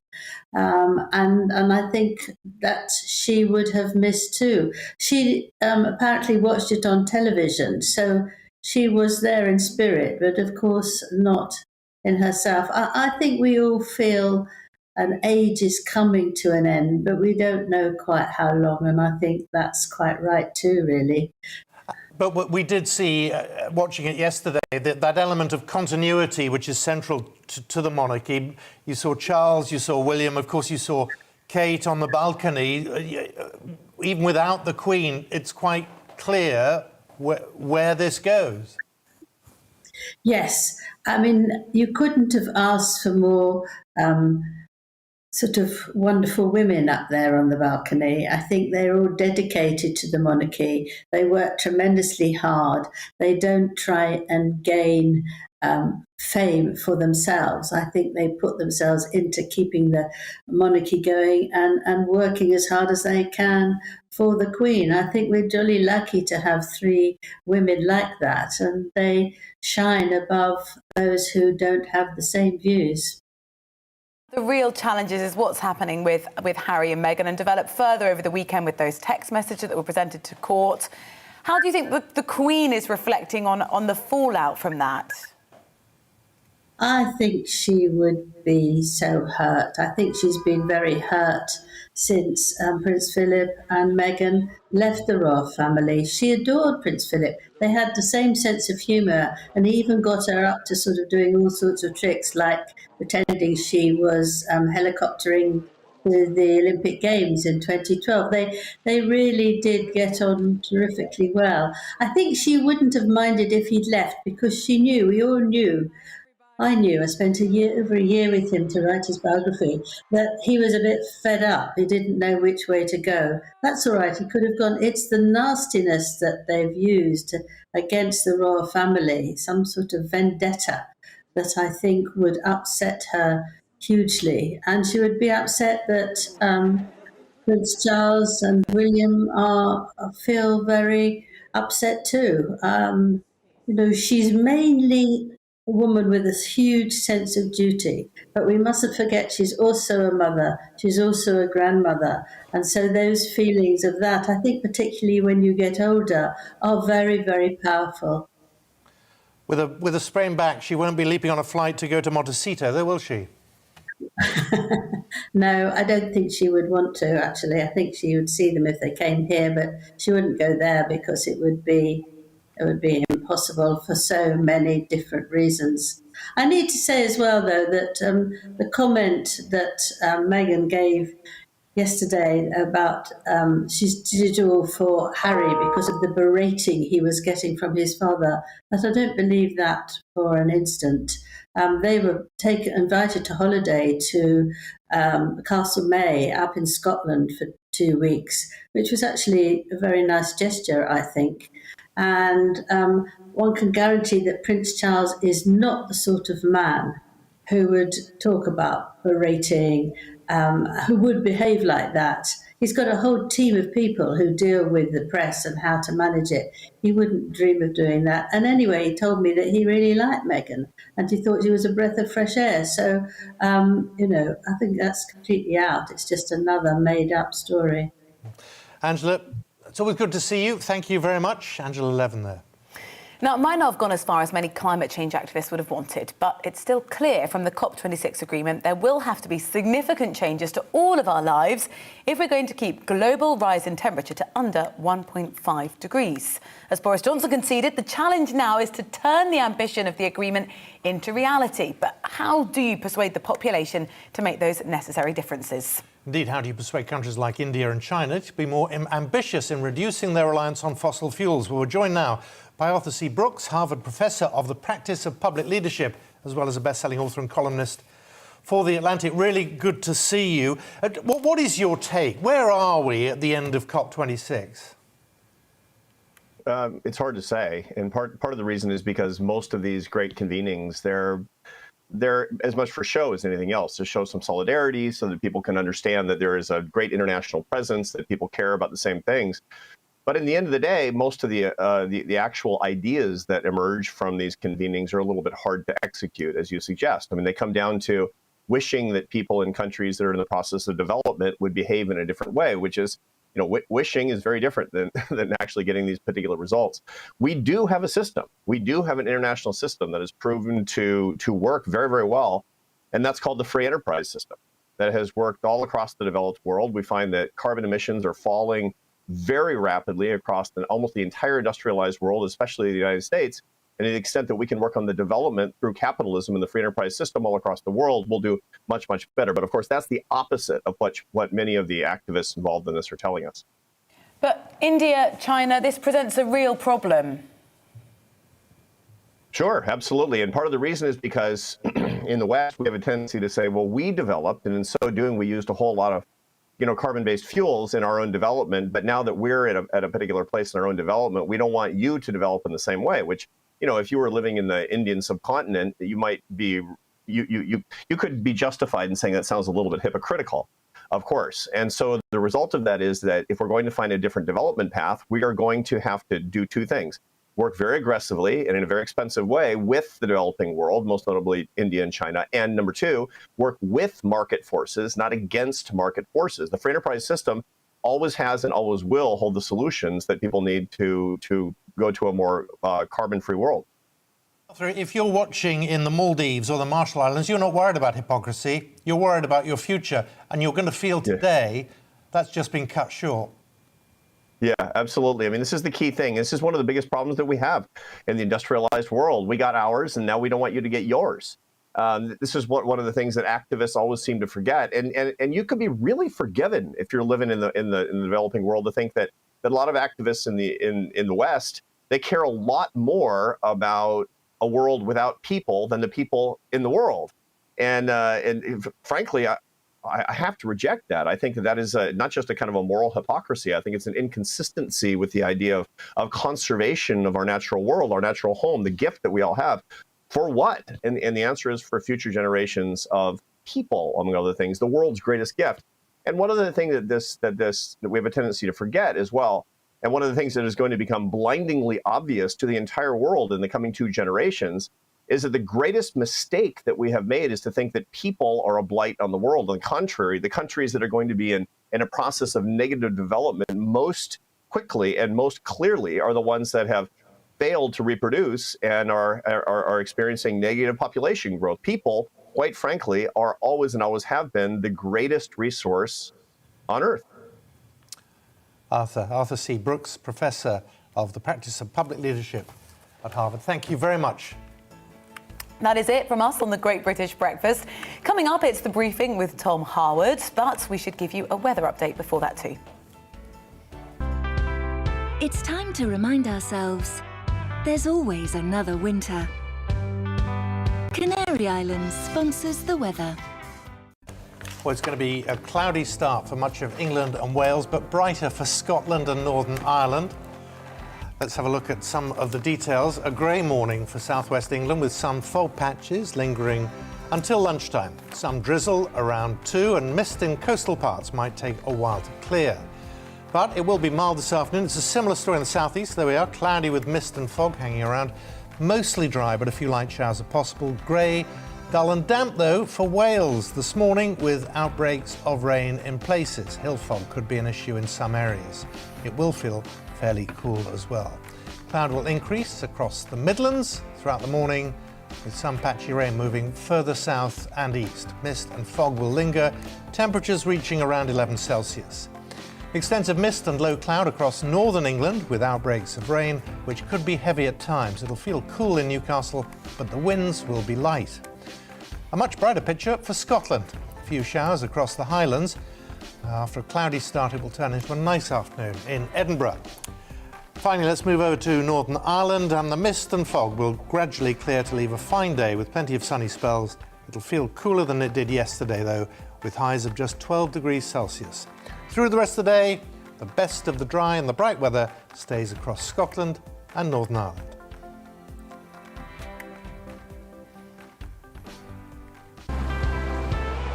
Canary Islands sponsors the weather.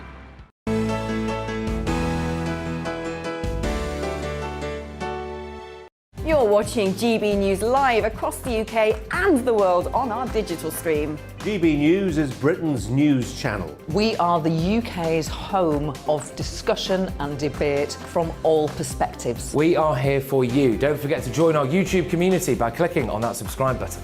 And if you want the GB News app, you can click and catch up on programmes anytime. We love to hear from you, so email us. gbviews@gbnews.uk. Thanks for being part of the GB News family. My name is Andrew Doyle. Join me every Sunday evening at 7 p.m. for Free Speech Nation. This is a show where we address current affairs and news stories of the week with the help of two wonderful comedian panellists. I brought in comics because I want to give it a lighter edge, and also they work for less. See you there.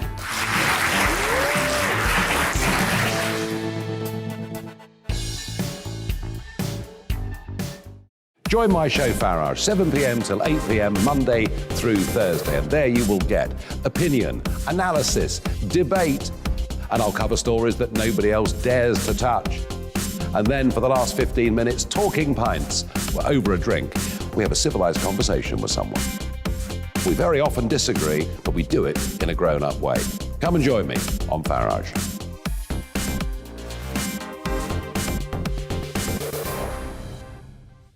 I'm Colin Brazier.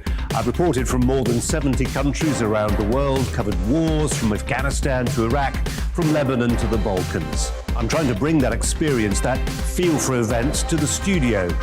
And something else. I'm ready to give an opinion. Today's stories with a spark. Brazier from 8 p.m. weekdays on GB News.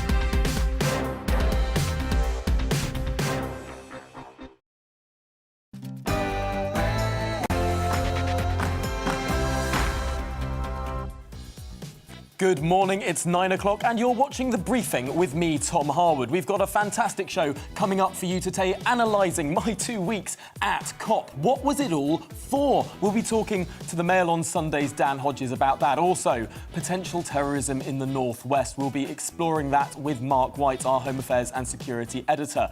And finally, the Tories are taking a dip in the polls. What on earth is going on? We will talk to a polling expert. All that and so much more coming up in 5 minutes after your news.